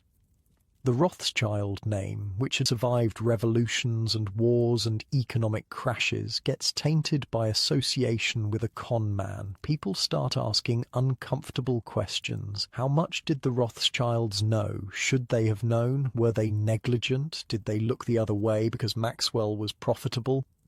The truth is probably simpler and less dramatic. Maxwell was good at fraud. He'd been doing it for years without getting caught. He maintained the appearance of success. The financial statements looked fine. The businesses seemed profitable. And the Rothschilds, like everyone else Maxwell fooled, took him at face value. But that's not a satisfying answer. People want someone to blame besides the dead guy. For Sir Evelyn de Rothschild, this whole scandal reinforces everything he's been arguing about the bank's future. This is exactly why discretion matters, why privacy matters, why you can't chase growth for growth's sake, why you need to be careful about who you do business with. Why the old ways, the conservative ways, exist for a reason. If the bank had been public, if they'd had outside shareholders demanding quarterly growth, if they'd been under constant pressure to find new clients and new deals, maybe they would have been less careful about Maxwell. Maybe they would have ignored warning signs in pursuit of profit. But as a private bank, controlled entirely by family, they can afford to be selective. They can afford to learn from mistakes without destroying shareholder value. Sir Evelyn doubles down on his vision. The bank will remain private. The bank will remain family-controlled. They'll be more cautious about clients going forward. They'll maintain the discretion that elite clients expect. They won't chase headlines or try to be the biggest bank. They'll be the most trusted bank for a certain type of client. That's the strategy. But N.M. Rothschild and Sons in London is just one piece of a much larger puzzle now. The Rothschild family has branched out in ways that would shock Mayor Amschel if he could see it. By the early 2000s, and definitely by the 2020s, the family's interests span way beyond traditional banking. Investment banking? Sure. That's still there. Managing wealth for ultra-rich clients, that's still a core business, but also private equity, buying companies, restructuring them, selling them for profit, asset management, handling investment portfolios, advisory services for mergers and acquisitions, philanthropy. The Rothschilds have foundations and charitable organizations doing work around the world. The original banking houses that Meyer Amschel's sons established, the ones in Paris, Frankfurt, Vienna, London and Naples, they've all adapted to survive. Some merged, some closed, some transformed into something barely recognizable from their origins. But the Rothschild name persists across multiple entities and businesses. In Paris, Rothschild Bank reinvented itself after World War II. It's not the same institution James ran in the 1800s. It couldn't be. The world changed too much, but it's still operating, still serving clients, still part of the family's financial network. Frankfurt, Vienna, those branches that got destroyed by the Nazis, they never really came back in the same form. The German and Austrian Rothschilds who survived either stayed abroad or returned to find their former positions impossible to reclaim. The social and political landscape had shifted. The wealth was gone. The connections were broken. Starting over in those cities would have meant building from scratch, and the family's energy was focused elsewhere. London remained the flagship, the one with the longest continuous operation, the one that maintained the most prestige. N.M. Rothschild and Sons became the Rothschild Bank in most people's minds, even though technically there were others. The family learned something important through all these changes, through the wars and the scandals and the shifting power dynamics. Diversification isn't just smart business, it's survival. You can't put all your wealth in one industry, one country, one type of asset. The world is too unpredictable. What seems unshakable today can collapse tomorrow. What seems worthless today might be invaluable tomorrow. So the modern Rothschild empire, if you can still call it that, is spread across industries, across countries, across asset types, real estate holdings, mining interests, particularly in gold and other precious metals, agricultural investments, technology ventures, cultural institutions. The family isn't putting all their chips on banking anymore because banking alone isn't enough to guarantee long-term prosperity. This is actually a return to fundamentals in some ways. Meyer Amschel didn't just stay in one business. He pivoted from textiles to coins to banking because he followed the opportunity. He adapted to what worked. The modern family is doing the same thing. They're following opportunities wherever they appear. They're adapting to modern markets. They're not tied to the past just because that's how great-great-great-grandpa did it. But here's something that hasn't changed. The importance of information. Back in the 1800s, the Rothschilds dominated because they had the fastest communication network in Europe. They knew things before their competitors. They could act on information while others were still learning the news. That advantage made them rich. In the modern world, information moves instantly. Everyone has access to news at the same time. You can't gain an edge through carrier pigeons anymore. The internet made that obsolete. So how do you maintain an information advantage when information is everywhere?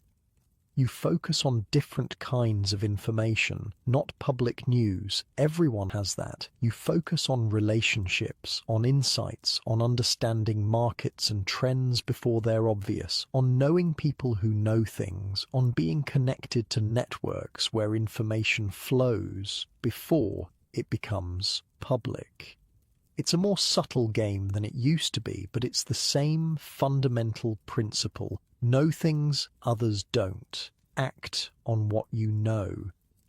The Rothschilds still have those networks, generations of relationships with powerful families, with governments, with institutions. That's worth more than carrier pigeons ever were. You can't download that from the internet. You can't buy access to those circles. You inherit it or you build it over decades. The Rothschilds have both.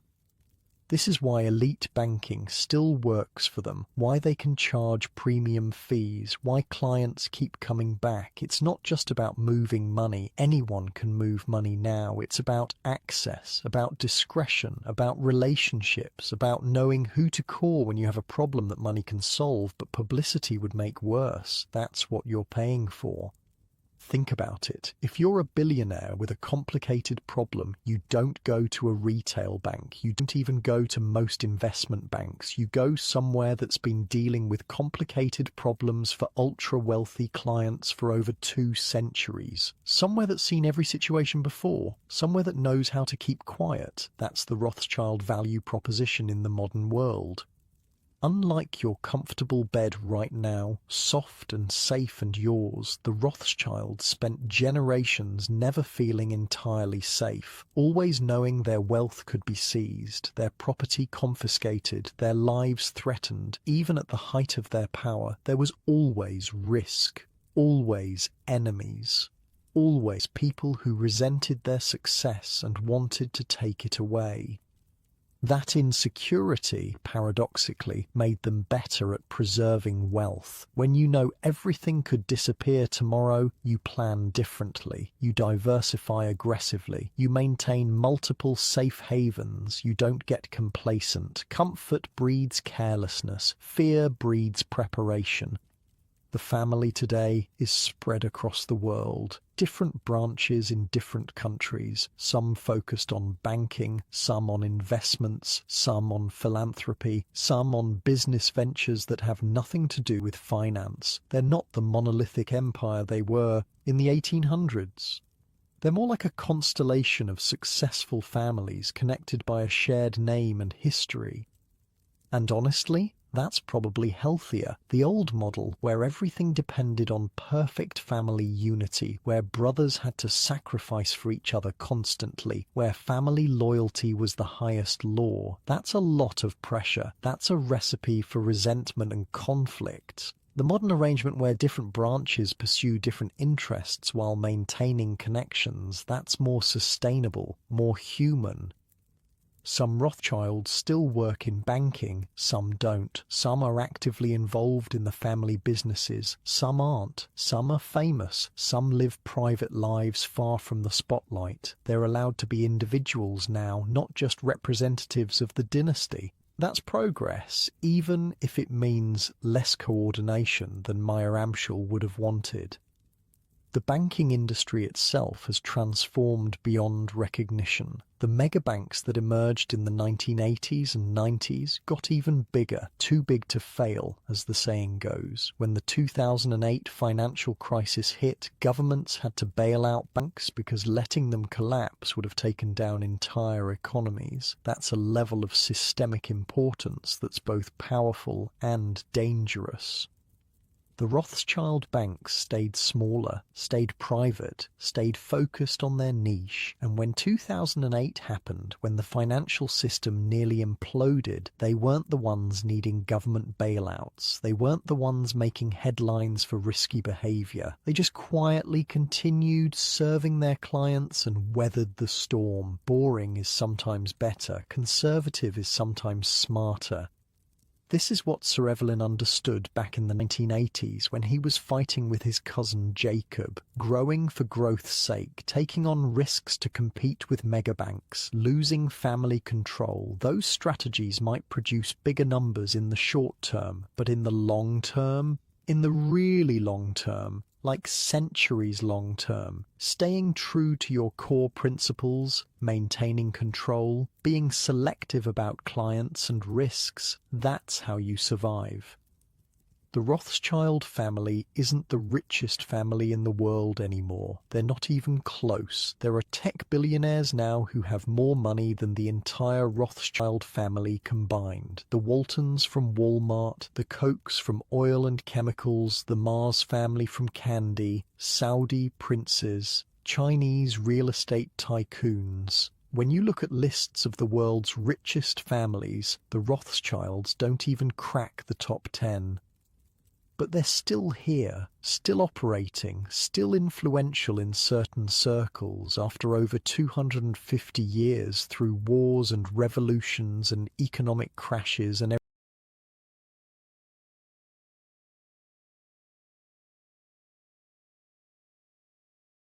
everything else, they're still around. How many family businesses last that long? How many family names maintain prominence for a quarter millennium? Almost none. That's the real achievement, not the peak wealth, the longevity.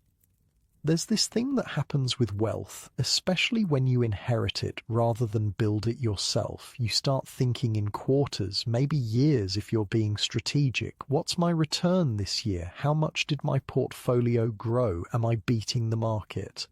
It's short-term thinking, disguised as financial planning. The Rothschilds learned to think differently. Had to, really. When Mayer Amschel was dying in 1812, he wasn't worried about next quarter's profits. He was thinking about what would still be standing in 50 years, in a century, in 200 years. That kind of long-term view, it changes everything about how you make decisions. You know what's wild? Throughout history, the Rothschild family was never shy about making money. They charged high fees. They took advantage of information asymmetries. They profited from wars that killed millions. They weren't saints. They were bankers operating in a cutthroat world where you either won or you disappeared, and they chose to win repeatedly for generations. But when it came to family legacy, when it came to keeping the name going, they were willing to let opportunities pass, take less profit, make sacrifices. That's the thing people miss about them. They weren't just greedy. If they were just greedy, they would have made different choices. They would have taken every opportunity, squeezed every advantage, and probably destroyed themselves fighting over the scraps within 2 generations.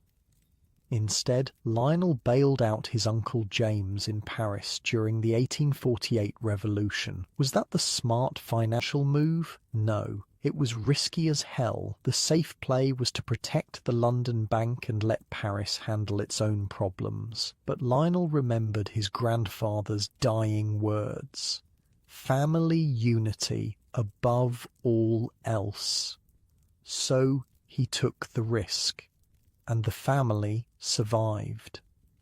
That happened over and over. Brothers supporting brothers, cousins helping cousins, one branch sacrificing for another, not because they were selfless, they weren't, but because they understood that keeping the family together was more valuable than any single deal. The network was worth more than individual profits. Think about modern billionaires. How many of them are setting up structures designed to keep their families wealthy for 250 years? Most are thinking about their kids, maybe their grandkids. The Rothschilds were thinking about descendants they'd never meet, people who would be born a century after they died. That's a different mentality entirely. And it requires giving up things. When you're planning for centuries, you can't always take the maximum profit today. You can't always chase the biggest opportunity. Sometimes you have to say no to deals that would make you richer right now because they'd create risks down the line. Most people aren't wired to think that way. The temptation of immediate gain is too strong. The Rothschild approach is both respected and kind of scary when you really think about it. Respected because it worked, because they're still here, still wealthy, still influential after so long, but scary because it required a level of family discipline that borders on cult-like. Individual desires subordinated to family goals, personal ambitions channeled toward collective success. That's a heavy burden to carry. The modern generation doesn't carry that burden the same way, can't really. The world's changed too much. When your options are starve in a ghetto or build a banking empire through perfect family unity, the choice is clear. When your options are maintain modest wealth with freedom or maximize wealth through rigid family hierarchy, the calculation's different. People choose freedom more often than you'd think. So the family today is looser, more flexible, different branches doing different things, some involved in traditional banking, some not, some working together closely, some barely connected. It's not the iron discipline of the early generations, but maybe that's okay. Maybe that's healthy. Rigid structures eventually break. Flexible ones bend and survive. Still, there are lessons from the old ways that remain valuable. The importance of reputation, for instance. The Rothschilds always understood that your name is worth more than any single transaction. You can make a quick profit by screwing someone over, but you lose their trust forever.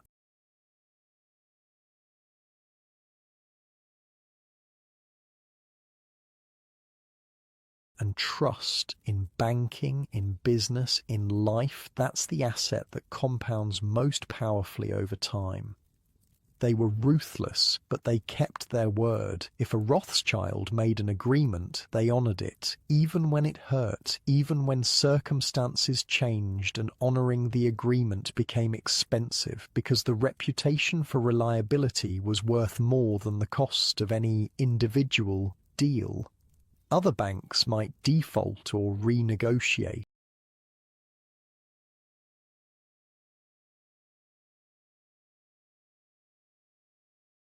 or find clever ways to weasel out of commitments. The Rothschilds just paid up and moved on. This earned them loyalty. Governments that worked with them once kept coming back. Wealthy families that trusted them with their money told other wealthy families. The business grew through reputation rather than advertising. You couldn't buy that kind of trust. You could only earn it through decades of consistent behavior. Privacy was another thing they nailed.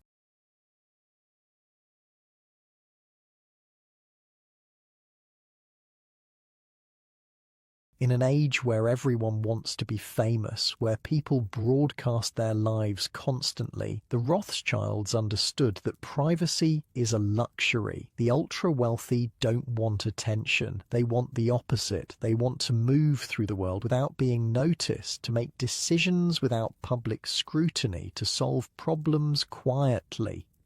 This is why private banking still exists, why there's still demand for institutions that don't publicize their client list, that don't talk about deals, that maintain absolute discretion. If you're rich enough to have genuinely complicated financial situations that require creative solutions, you don't want those solutions discussed on the news. You want someone who shuts up and does their job. The Rothschilds built their reputation on shutting up, on being the black box where money goes in and problems get solved and nobody talks about it afterward. That's a dying art in modern finance, which is probably why they can still charge premium fees for it. Scarcity creates value. You're probably settling deeper into your pillows now, feeling the weight of your own day lifting as you think about all this history. Not like Mayor Amschel, who went to bed every night thinking about 5 different banking operations across Europe, wondering if his sons were following the plan, if the network was holding together, if everything would still be standing in the morning. The stress of building something that big, of coordinating across that many cities with communication that slow, it must have been crushing. Letters taking days or weeks to arrive. By the time you got a response, the situation had already changed. You're making decisions based on old information and hoping your brothers make the same call you would. That's not business, that's faith. And yet they made it work. Through the Napoleonic Wars, through revolutions, through economic crashes, the network held because each brother understood their role. Frankfurt was the home base, London was the financial powerhouse, Paris was the continental hub. Vienna and Naples were the supporting players. Everyone knew their job. Everyone did their part. Nobody tried to be the hero and grab all the glory. That takes ego management that's almost unbelievable. Think about putting 5 ambitious, competitive brothers in charge of different branches of the same business. The natural result is infighting, each one trying to prove they're better than the others, each one making decisions that benefit their branch at the expense of the whole. The whole thing should have collapsed in one generation from internal conflict. But Maya Angelou's last lesson worked. Family unity above all else. They absorbed it, they believed it, they lived it, and when one of them was tempted to break ranks, the others pulled them back. The social pressure, the family expectations, the weight of history, it kept them aligned. Modern corporations try to replicate this with corporate culture and mission statements and team-building exercises. It never works the same way because you can't recreate the bonds of blood and shared history. You can't generate that kind of loyalty with a paycheck and stock options. Family businesses have an advantage here that can't be duplicated. When it works, it's unstoppable. When it doesn't work, it implodes spectacularly. The Rothschilds made it work for longer than almost anyone else, but even they couldn't maintain it forever. By World War I, the cracks were showing. By World War II, the structure broke. The banking houses were too independent, the family too scattered, the world too complicated for the old coordination methods. What survived was something different, not the unified empire, but a collection of related entities, not the iron discipline, but a looser network, not the 5 brothers with one vision, but dozens of descendants with dozens of visions. It's still impressive, still powerful, but it's not what Maya Angelou built. Can't be. Time changes everything. Perhaps the most interesting thing about the Rothschild story isn't the wealth or the power. It's the choices they made about what to preserve and what to let go. They could have fought to maintain the old structure, could have insisted that every generation follow the exact same model. That way lies stagnation and eventual collapse. Instead, they adapted, loosened the reins, let the family evolve. That takes wisdom, real wisdom, understanding that the form matters less than the survival, that adapting to new realities is more important than preserving old traditions. Most family businesses fail because they can't make that distinction. They confuse tradition with survival. They hold onto the wrong things and let the important things slip away. The Rothschilds held on to reputation and relationships. They let go of absolute control and unified strategy. They kept the name and the standards. They released the rigid structure. The result is a family that's still wealthy and influential, but not in the same way. Not dominant but present. Not feared but respected. Not the biggest but enduring. There's something to be said for that approach, for knowing when to push and when to yield, for understanding that permanent dominance is impossible, but long-term survival is achievable. The latter might be less exciting, but it's more realistic, and in the end, more successful.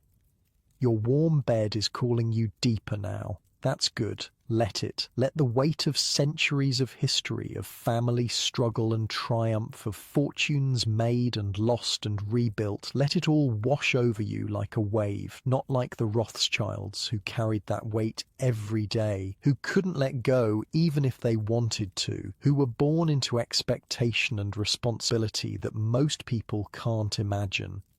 They lived with the constant knowledge that their choices would echo through generations, that their failures wouldn't just affect them, but their children and grandchildren and great-great-grandchildren. That's a burden and a privilege rolled together. It drives you to excellence.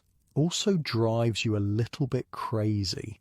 Some of them cracked under that pressure. Some walked away from the family business entirely because the expectations were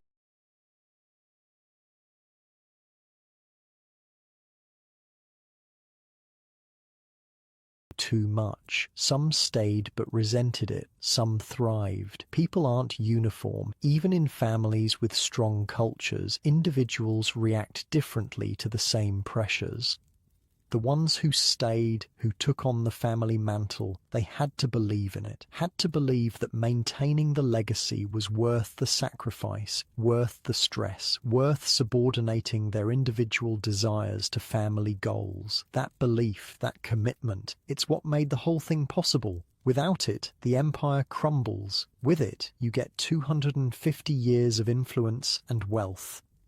But also, and this matters, you get 250 years of being a target, of people hating you for your success, of conspiracy theories and accusations and resentment. The Rothschilds have been blamed for everything from starting wars to controlling governments to orchestrating economic crashes. Most of it is nonsense. Some of it has grains of truth wrapped in layers of exaggeration. All of it comes with being that visible, that wealthy, that powerful. Privacy helps, but it doesn't eliminate the problem. People fill in the gaps in their knowledge with imagination and suspicion. The less they know about you, the more they assume, and they usually assume the worst. That's human nature. We're suspicious of power we can't see or understand. The Rothschilds dealt with this by ignoring most of it. You can't respond to every conspiracy theory, can't defend yourself against every accusation. You just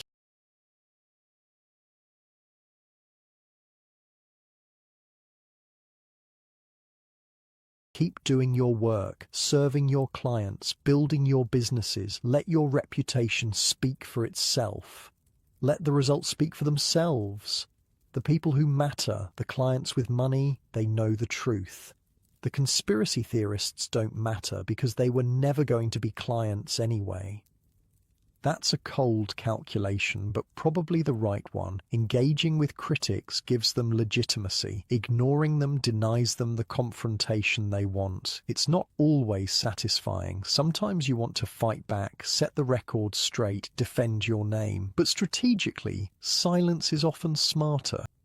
The family learned that through experience, through watching what happened when they engaged publicly versus when they stayed quiet. Quiet worked better. Privacy worked better. Let people speculate. Let them wonder. Let them make up stories. As long as your actual clients trust you, as long as your actual business succeeds, the noise doesn't matter. This philosophy extends to how they teach the next generation. The kids growing up in Rothschild families today, they're taught differently than Mayer Amschel's sons were. Less pressure, more options. They can join the family business or do something else. They can be involved or step away. The expectation of perfect family unity is gone. What remains is education about responsibility, about stewardship, about understanding that wealth brings obligations, that being born into privilege means you have duties, not to your family necessarily, but to society, to the world, to leaving things better than you found them. That's the modern version of family unity, not working together in lockstep, but sharing values and commitments.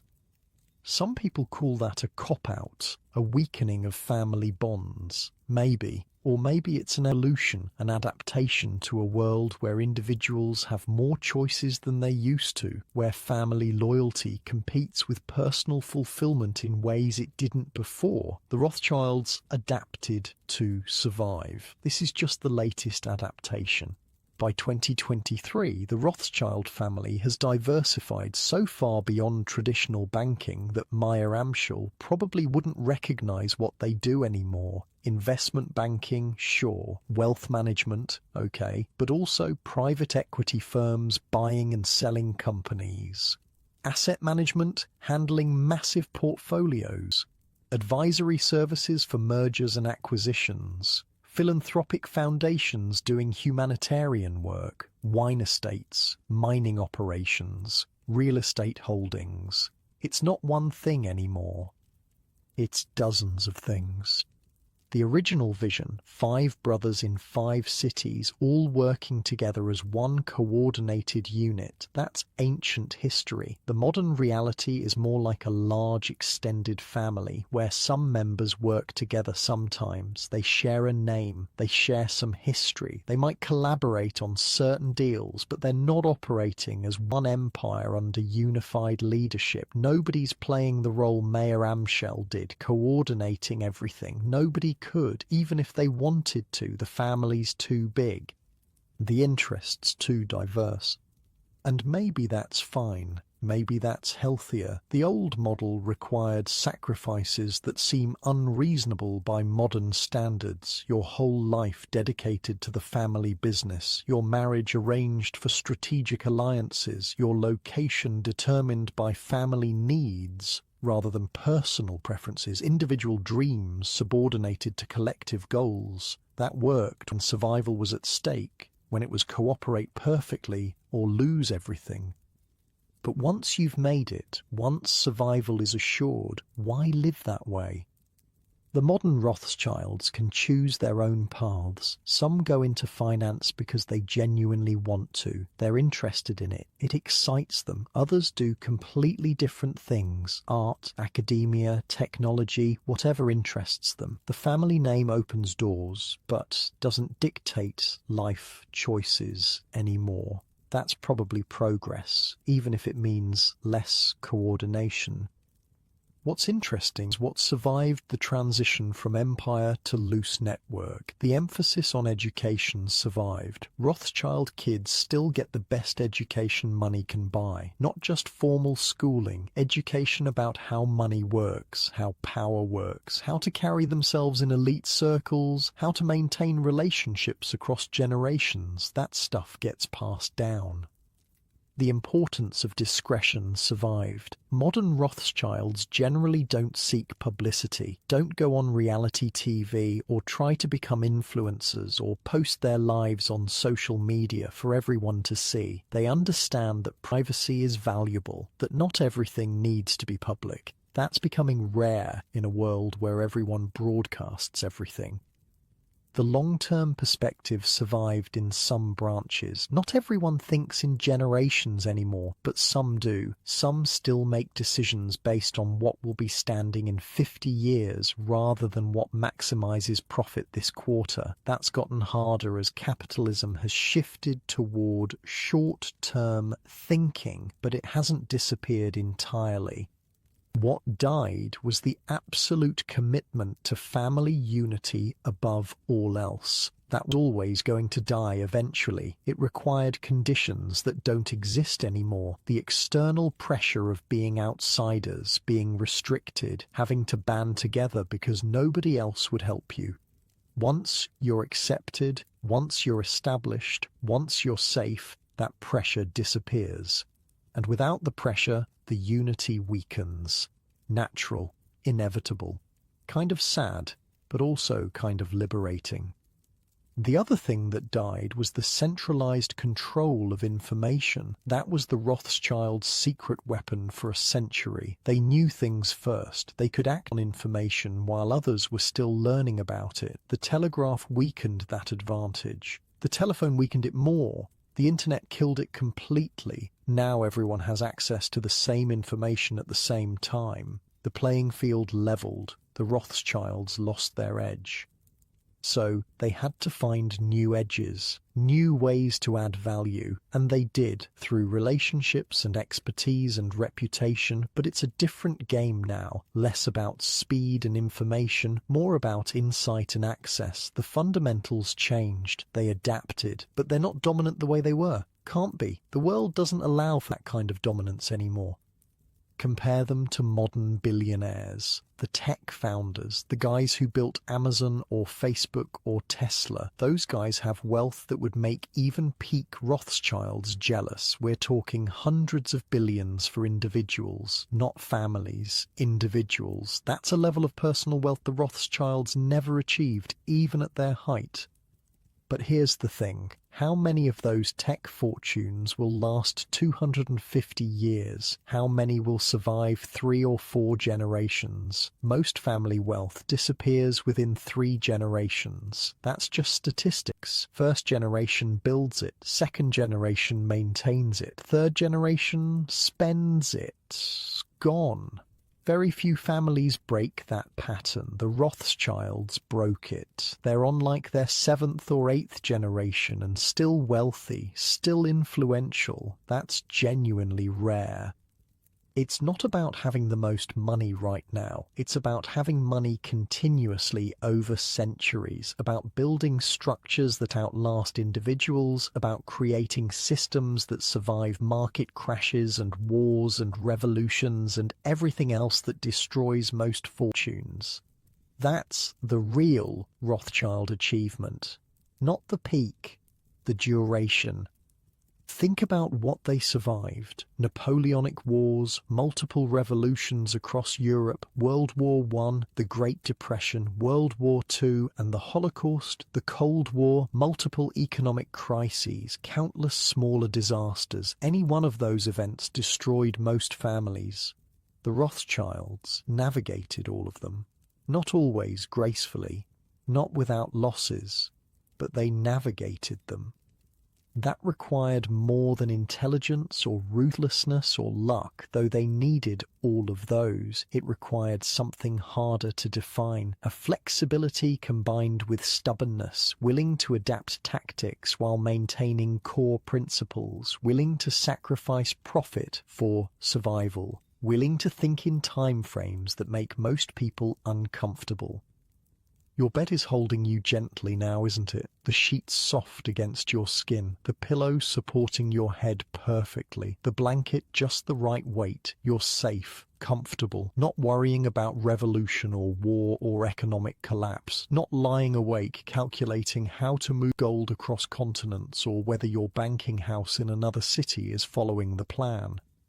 The Rothschilds spent generations never feeling entirely safe, even at their peak, even with all the money and power, because they understood how quickly things could change, how fast wealth could disappear, how easily you could lose everything. That kept them sharp, kept them cautious, kept them preparing for disasters that might never come.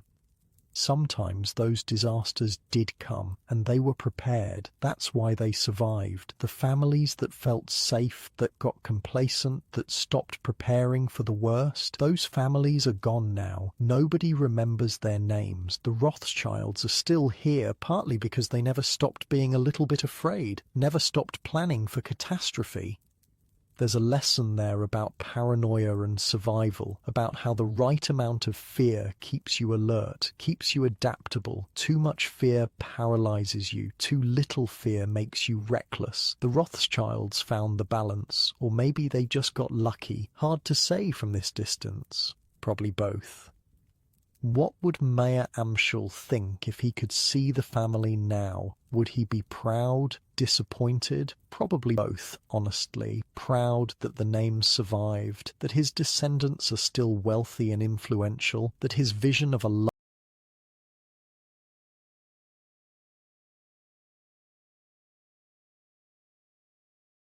lasting legacy came true beyond anything he could have imagined. But also maybe disappointed that the unity dissolved, that the empire fragmented, that his grandchildren's grandchildren don't work together the way his sons did, that the iron discipline he demanded became flexible over time. He'd understand why it happened. He was smart enough to see how the world was changing, but understanding doesn't mean approving. Then again, he might be pleasantly surprised by how long the family stayed together. Most don't make it past the second generation working together. The Rothschilds maintained serious collaboration for 3 or 4 generations. That's extraordinary. That's longer than almost anyone manages. So maybe he'd focus on that, on what worked rather than what eventually broke. The family's influence today is subtle. They're not making headlines, not dominating markets, not financing wars or toppling governments. They're operating in the background, managing wealth, advising clients, maintaining relationships, making investments, doing business the way business has always been done in elite circles, quietly, effectively, without drama. that might be the truest victory. Not being the biggest or most powerful, but being sustainable. Being able to continue doing what you do generation after generation without burning out or imploding or getting destroyed by external forces. Most families, most businesses, most empires fail at that. The Rothschilds succeeded, not perfectly, not completely, but enough. You can feel yourself drifting now, the story winding down, the history fading into memory, all those names and dates and deals, they're becoming distant, less sharp, less urgent, just a long tale of one family's journey through centuries of chaos, rising from nothing, reaching incredible heights, facing disasters, adapting, surviving, continuing. In the end, what's the point of the Rothschild story? What are we supposed to take from it? Maybe it's about the difference between wealth and legacy. Lots of people get rich, fewer people build something that lasts, even fewer build something that survives them by centuries. The Rothschilds did that. Not through luck, through deliberate choices about what mattered and what didn't. Family unity mattered until it didn't. Then adaptation mattered. Information mattered until it didn't. Then relationships mattered. Power mattered until it didn't. Then discretion mattered. The ability to read